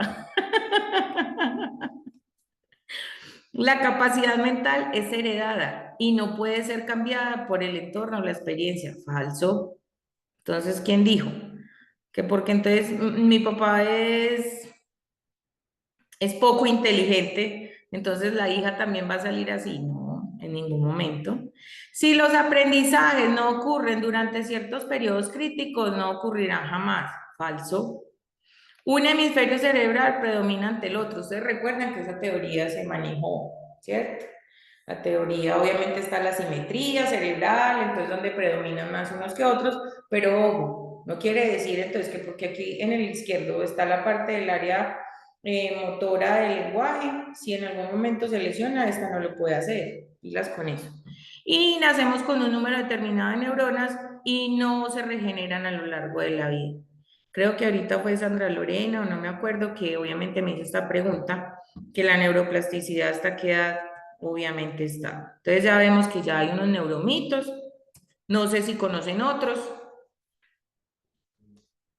Ah, ese que dice loro viejo no aprende a hablar, dímelo. Una cosita, en cuanto a lo que acaba de leer de los mitos, tengo una duda que han habido varios casos que si de pronto el niño tiene problemas de atención, entonces le dicen, no, no, pero es que así era el papá, pero es que así era la mamá o así era yo. Entonces, ¿qué tan cierto es que no haya nada que hacer según ellos, que porque viene de herencia del papá o de la mamá? Bueno, hay cosas que sí son claras, Adriana. Por ejemplo, ¿qué he visto yo? Cuando hay un caso de dislexia, yo las dislexias las he identificado más en niños que en niñas. Ha sido muy escaso el caso de niños con dislexia. Y cuando uno ve en la historia familiar, uno ve que el papá de ese chico también es disléxico, ¿cierto? Pero mire que lo que estamos hablando de que una capacidad mental, estamos hablando es al nivel de inteligencia en general, ¿sí? Más no estamos hablando a unas funciones específicas del aprendizaje. Pero si lo vamos a ver a la luz de tu pregunta, sí, por eso es tan importante que uno en la historia clínica tenga que evaluar esos factores heredofamiliares. Por eso uno se va hasta los primos.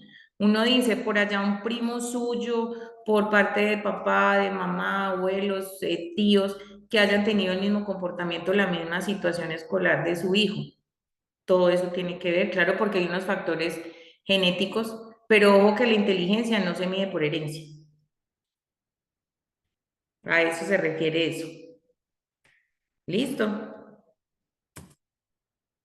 ¿Quedó claro, Nana? Diana, Sí, Dime.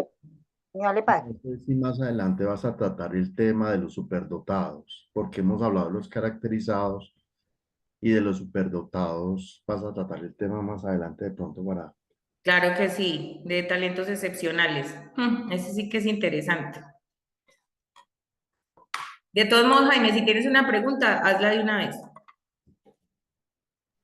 No, ya ahí sería como el cerebro de ellos, pues sí, tiene una condición especial, o sea, ahí como, ¿cómo sería ese en estos, o hay un lóbulo más desarrollado, cómo Ve, se hace eso?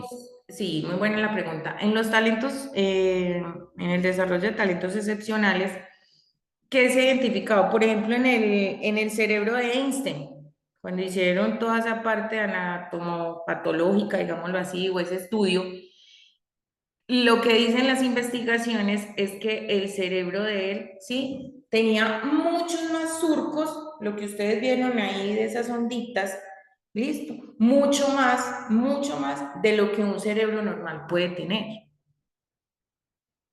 Entonces, ahí vemos unos cambios en esas estructuras como tal. Pero, no quiere decir que entonces vamos a encontrar un cerebro más grande, por ejemplo, que otros, ¿cierto? O que existan unas áreas más desarrolladas que otras.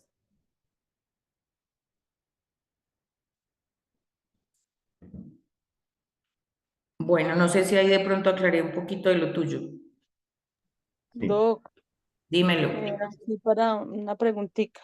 Mm. Bueno, de lo que hablaba el profe anterior, pues de estos chicos que tienen una mente brillante, ¿cierto? Te voy a preguntar algo.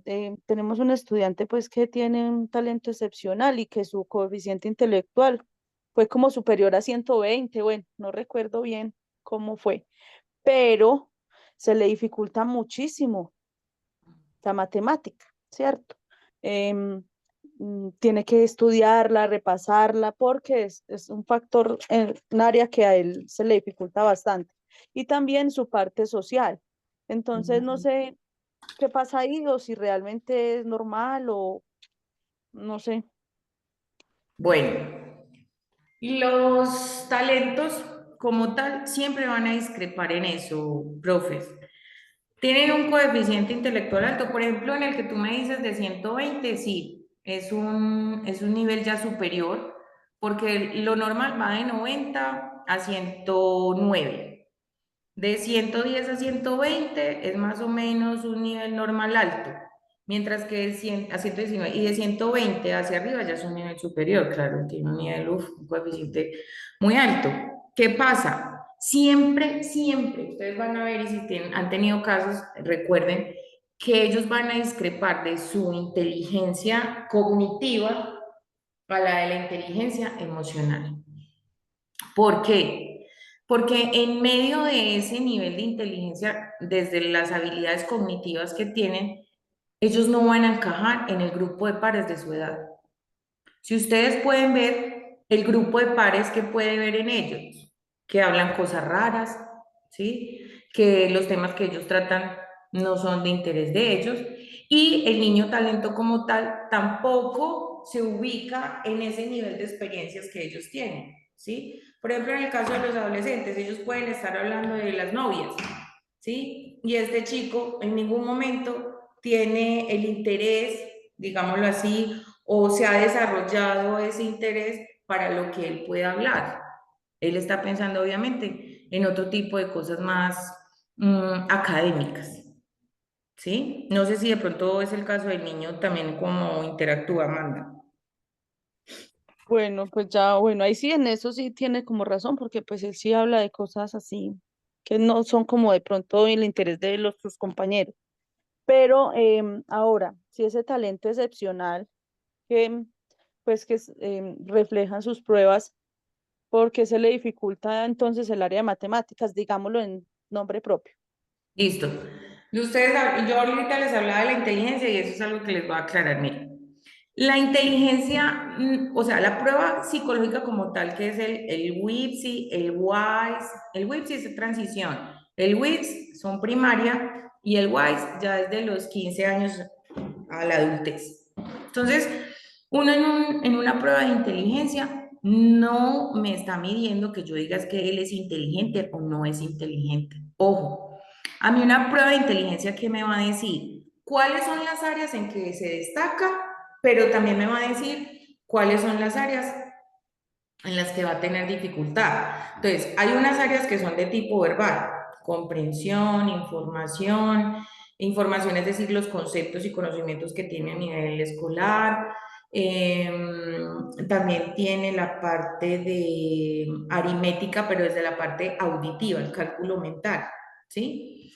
Y las otras son manipulativas o ejecutivas que tienen que ver con armar cubos, armar rompecabezas, hacer laberintos, ¿cierto? Entonces, ¿ahí qué pasa, Amanda? La sumatoria de esas dos habilidades cognitivas desde lo verbal y desde lo manipulativo o ejecutivo que se llama, puede que esa totalidad sí le dio a este niño, eso fue lo que pasó, le dio el coeficiente de 120. Pero yo estoy segura que si revisamos los resultados como tal, en esas áreas específicas que son de cálculo, le tuvieron que dar en un nivel mucho más bajo. Ojo, no le puede dar necesariamente en un nivel bajo, puede ser que le dio en una normalidad, ¿cierto? Pero ¿qué pasa? Si yo ya me ubico en un 120 y ese nivel de cálculo me dio en un 90, de 90 a 120, ¿cuánto hay? Es mucha la discrepancia. ¿sí?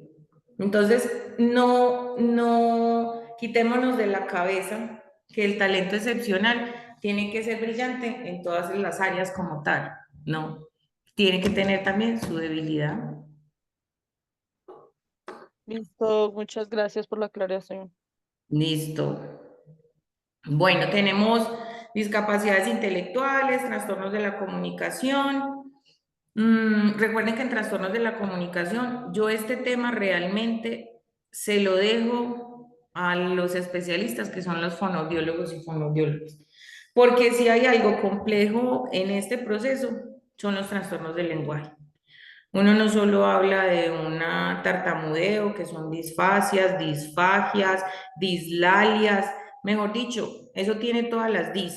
Así que cuando uno tiene esas situaciones específicas de los niños, incluyendo también lo que es la dislexia, ¿sí? Los fonoaudiólogos tienen que estar lastimosamente. La Universidad Católica tenía esa formación, pero no, desistió. Entonces muchas veces en Manizales conseguir un profesional terapeuta del lenguaje es algo complicado y la verdad es que sí se necesitan muchísimo. Además que recuerden que la dislexia no solo es la dificultad en la lectura de los fonemas, también hay dislexia para la parte numérica. Entonces son muchos compromisos los que se tienen, o no solo pues para la escritura también. Trastorno del espectro autista, trastorno por déficit de atención con hiperactividad, específico del aprendizaje. Cuando hablamos de específico, solamente es de uno.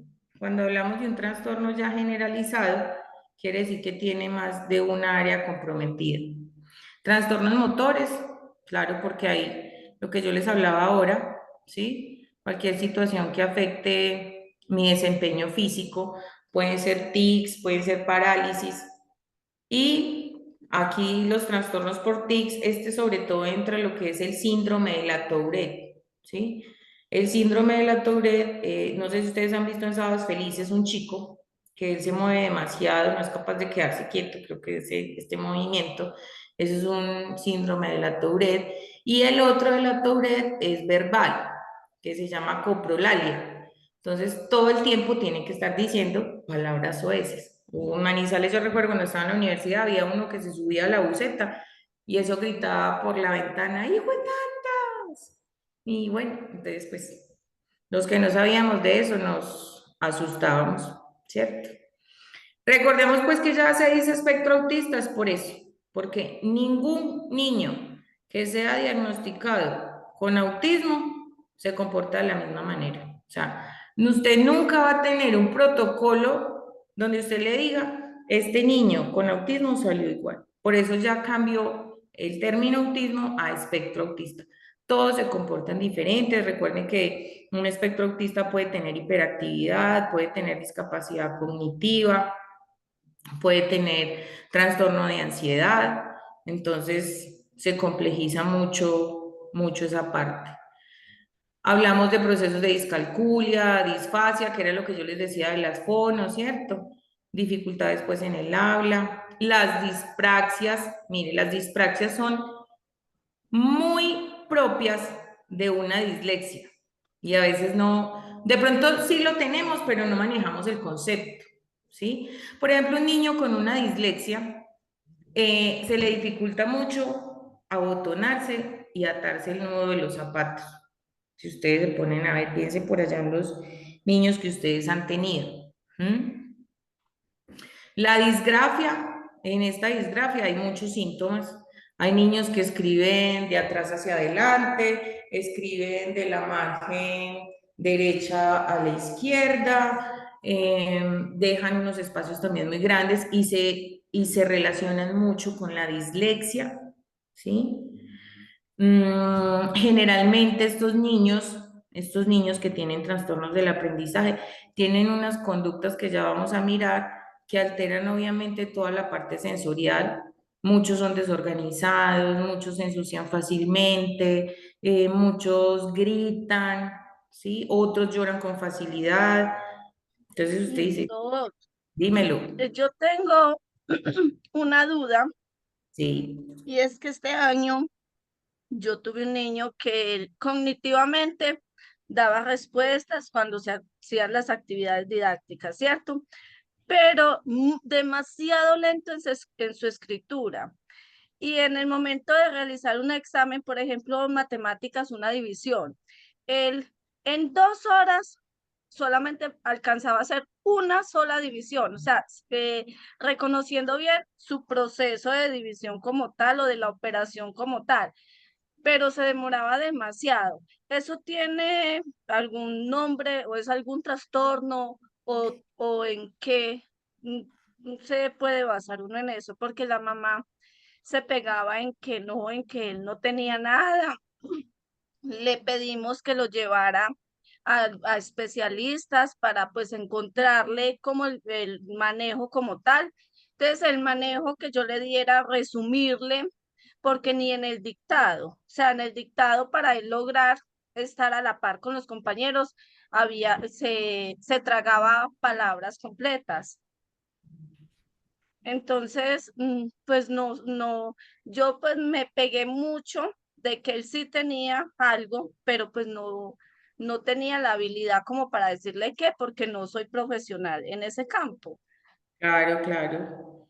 Si hay un problema de escritura, o sea, lo que yo le digo, siempre hay que mirar como todo ese componente, ¿cierto?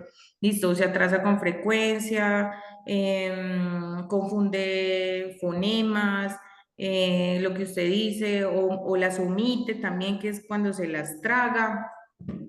Y cuando tú me estás diciendo, por ejemplo, de lo de la división, estos niños también se caracterizan por tener un pensamiento lento. Pero eso no quiere decir que no sean inteligentes. Eso lo dicen mucho los resultados de los test de inteligencia. Por ejemplo, para la Santa Luisa, yo sé que muchos han encontrado diagnósticos con procesamiento en la velocidad de la información baja o lenta. Quiere decir que su cerebro para procesar información, cariño, se demora en esta vida y la otra. Entonces, de todos modos ahí, pues sí queda como con el interrogante de saber si en realidad sí tiene una dislexia o no.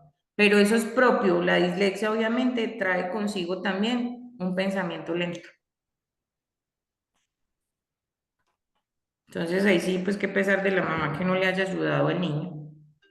Pero eso también es importante que ustedes lo tengan presente. Un test de inteligencia puede salir sin ninguna alteración, ¿cierto? En un rango de normalidad. Pero también les puede decir si el chico piensa lento. ¿Sí? Bueno, ojo con esta parte del déficit de atención y hiperactividad, mis profes, porque este es el que yo más le he dedicado y al que más les insisto, y es que para un diagnóstico de TDAH se tienen que haber descartado muchísimas cosas. Si nosotros vamos a ver la población, casi que el 60% de los niños en los colegios tienen hiperactividad, porque no se quedan quietos, porque se mueven, porque son desordenados, porque gritan, porque son impulsivos, ¿cierto?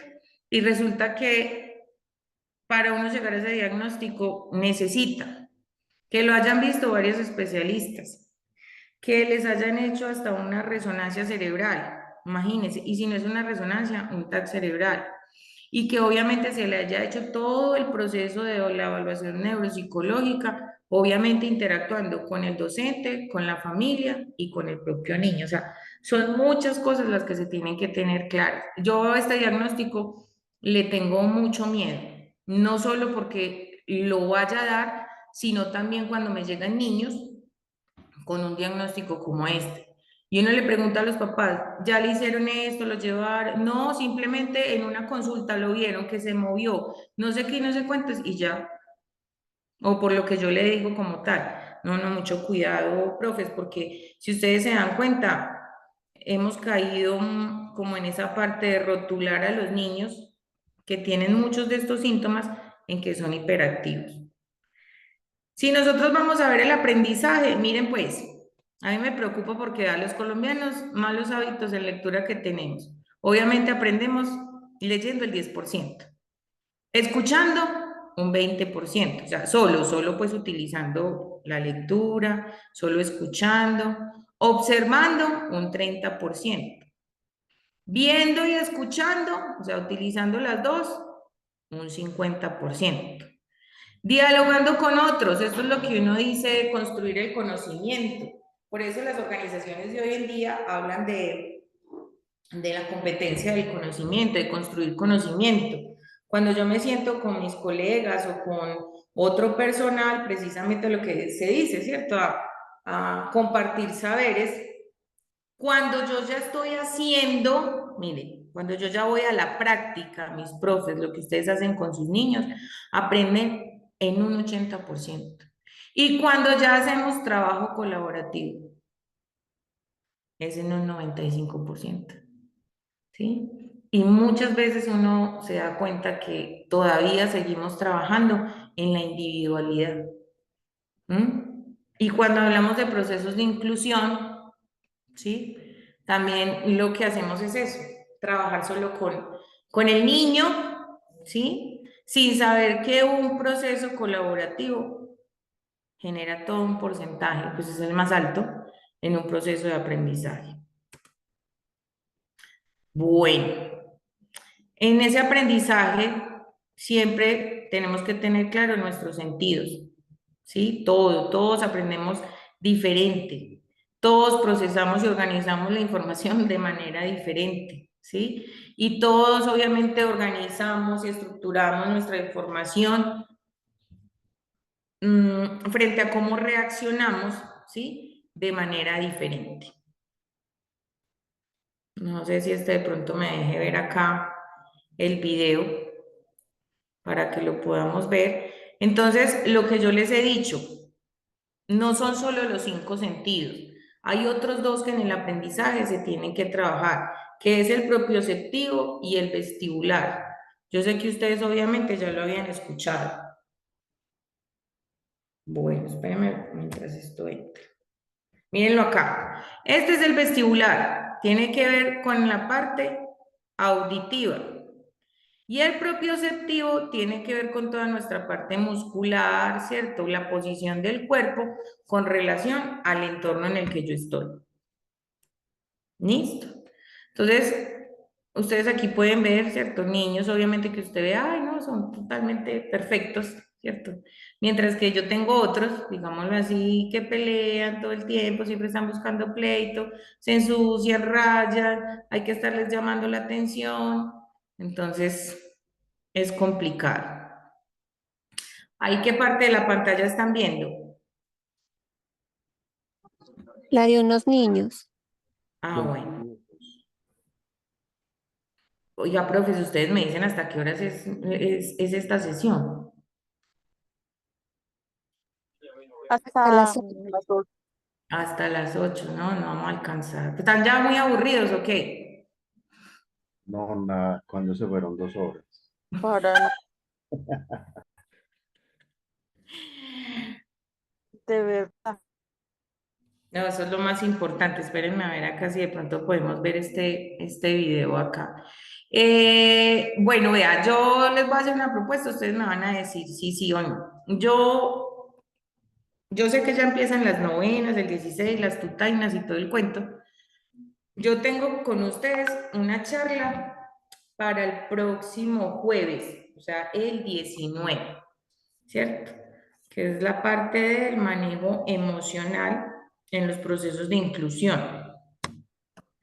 ¿Ustedes creerían que en esa sesión podríamos terminar este tema y hacer el otro, o les quedaría muy difícil, como para no dejar este tan incompleto?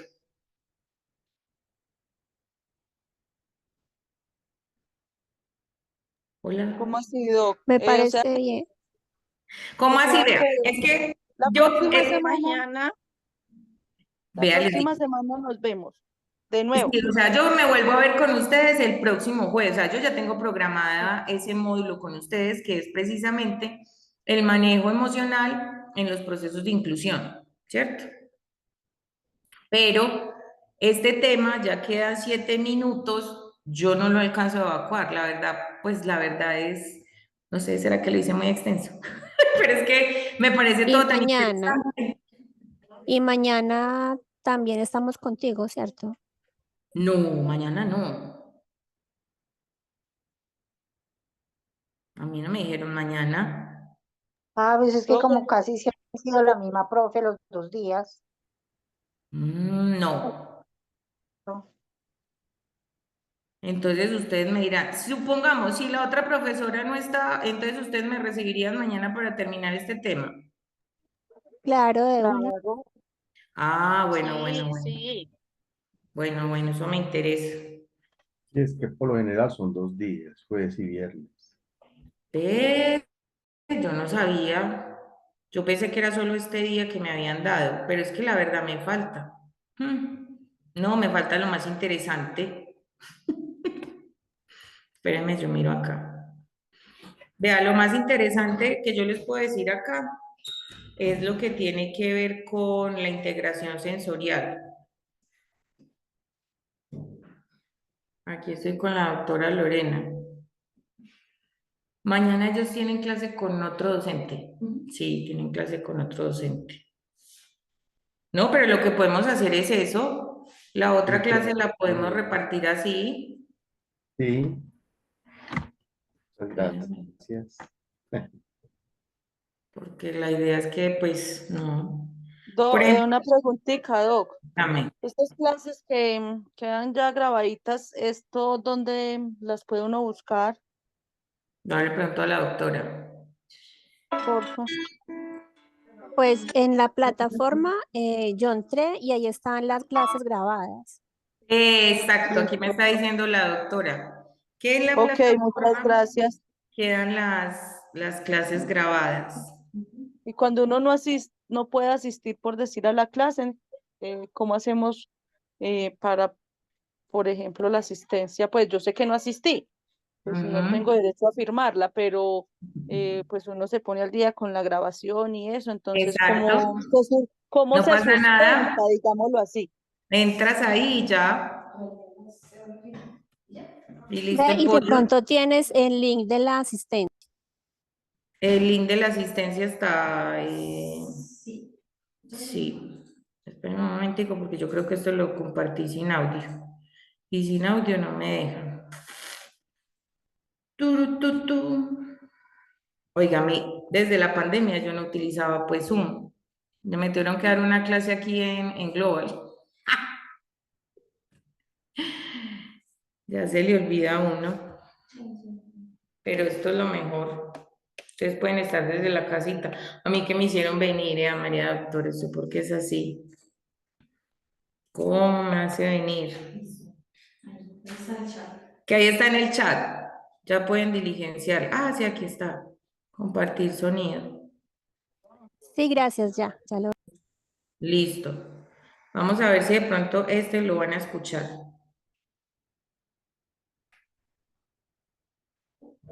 Ay, no, este no es. No, ¿qué tal? Este no es. Ja, los voy a dejar acá media hora. Bueno, em, así ya entonces para que finalicemos en estos 3 minutos. Quiero que me digan qué se llevan de esta primera parte, qué reforzaron, qué inquietudes, nuevas ideas. Alcen la manito, pues y yo les voy dando la palabra, pero no todos, ¿listo?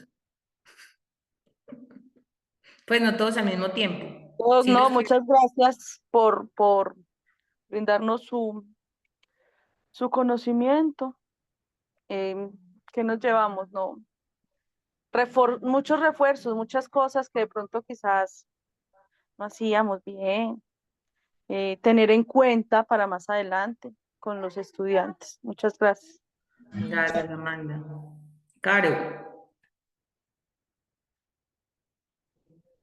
Ay, Caro, Caro, Carolina. John, ¿estás ahí o no? No lo escucho. Sí, claro, Bueno, John, cuéntanos pues.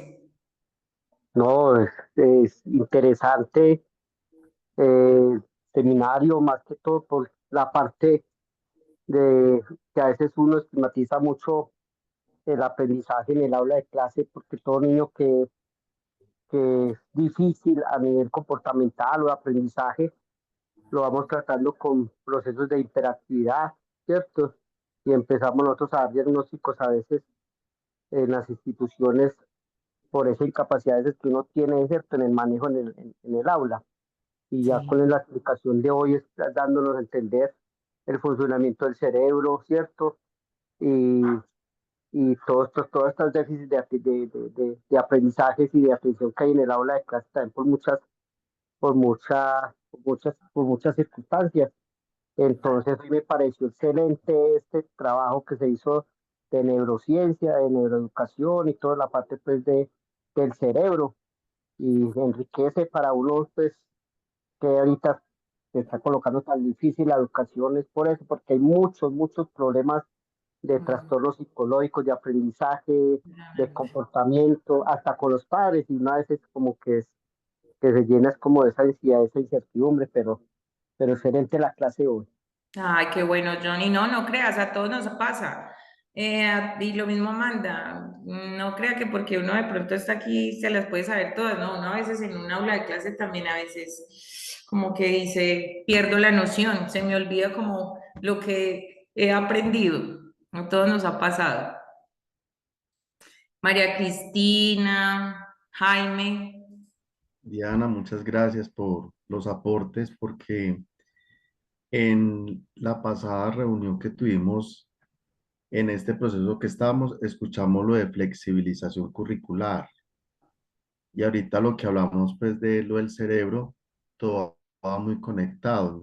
Es decir, si necesitamos documentarnos para entender esas diferencias en los estudiantes. Entonces, esa igualdad hay que verla desde la diferencia, que me parece muy importante. Eh, Hoy por hoy son grupos muy heterogéneos, se aprenden de diferentes maneras. Entonces, esto nos permite ir como a hacer más visible esa situación de las aulas. Entonces, no es mirar a todos por igual, sino, bueno, tenemos un tema, pero cada uno lo va a aprender de qué manera. Esa sería la pregunta. Como tú Ujú. decías ahora, como el propioceptivo, pues situaciones que uno dice, bueno, definitivamente la neuroeducación nos trae como esos nuevos conceptos o para nosotros son como nuevos. Sí, Y sí, nos es que es permite verdad. interactuar de pronto con más tranquilidad, porque verdad que esa diferencia a veces sí, nos también de pronto nos pone ansiosos, ¿cómo hacemos? ¿Qué Pero hacer? sabemos que esa aula tan diversa es porque es así, porque es lo que debemos observar. Antes, si vemos esas diferencias, estamos bien. Entonces, actuar en esa medida y saber que la labor de nosotros tiene pronto esa premisa y que a través de de lo que tú nos comunicas, pues de pronto sí más tranquilos en el sentido de que eh, tenemos varias maneras de interactuar y que ellos nos entiendan también en lo que le Correcto. queremos transmitir. Muchas gracias, Dianita. No, Jaime, a ti igual esto de las neurociencias, esto es nuevo, lo que tú dices, Jaime, esto apenas empezó a echarse a rodar, pues, desde los ochentas. Si tú ves la teoría, apenas empieza desde los 80 a arrancar todo este proceso de la neurociencia en el aprendizaje. Entonces, mire todo lo que nos falta. Antes yo siento que hemos avanzado mucho, porque sí veníamos desde de una pedagogía tradicional. ¿Mm? Sí, correcto. Bueno, no sé, Paula Andrea Toro, Sonia, Diana. Doc, hola.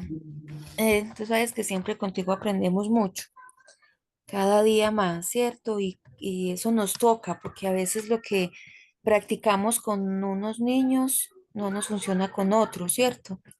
Yo creo que cada día debemos aprender más y estudiar y no rendirnos con tantas dificultades que llegan cada día.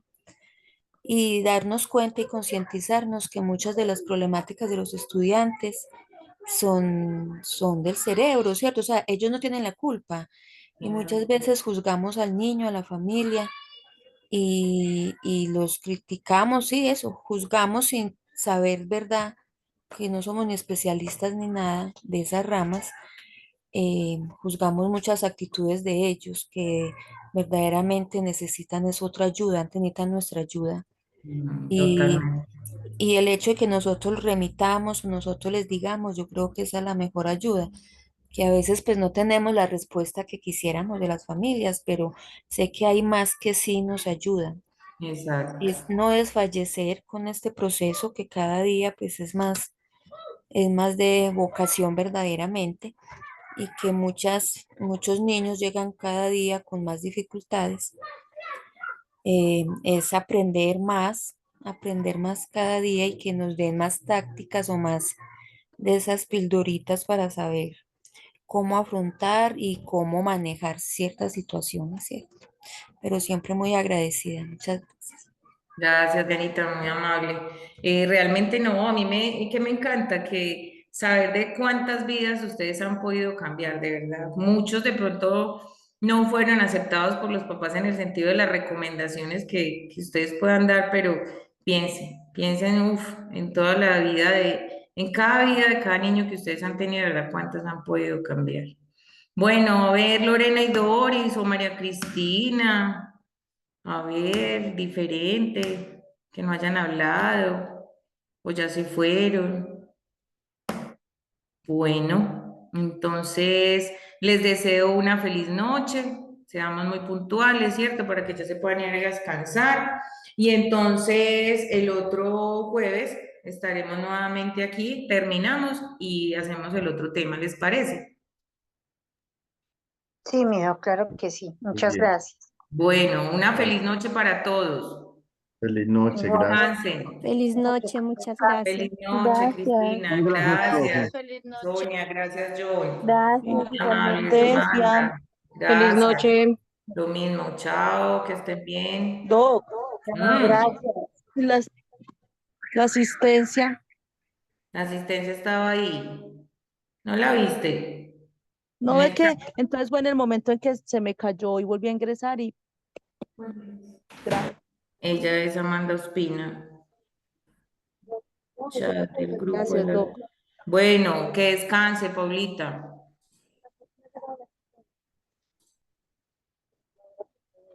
Para que se lo manden ahí la puedas hacer. ¿Ya la tienes? Espérame. Ah, te la va a mandar la doctora Lorena, te la va a mandar al WhatsApp entonces. Mira a ver si te llegó. Gracias, feliz noche, que descanse. Listo, lo mismo. Paula también ya diligenció la asistencia o necesita que se la envíe la doctora. Que se la envíe al WhatsApp. Paula Andrea Toro. Sonia, muchas gracias. Amanda, cuídate. Adri, estamos hablando Hasta también. mañana, muchas Un gracias. abracito, las quiero mucho. Dios las bendiga. Chao, chao. Amén.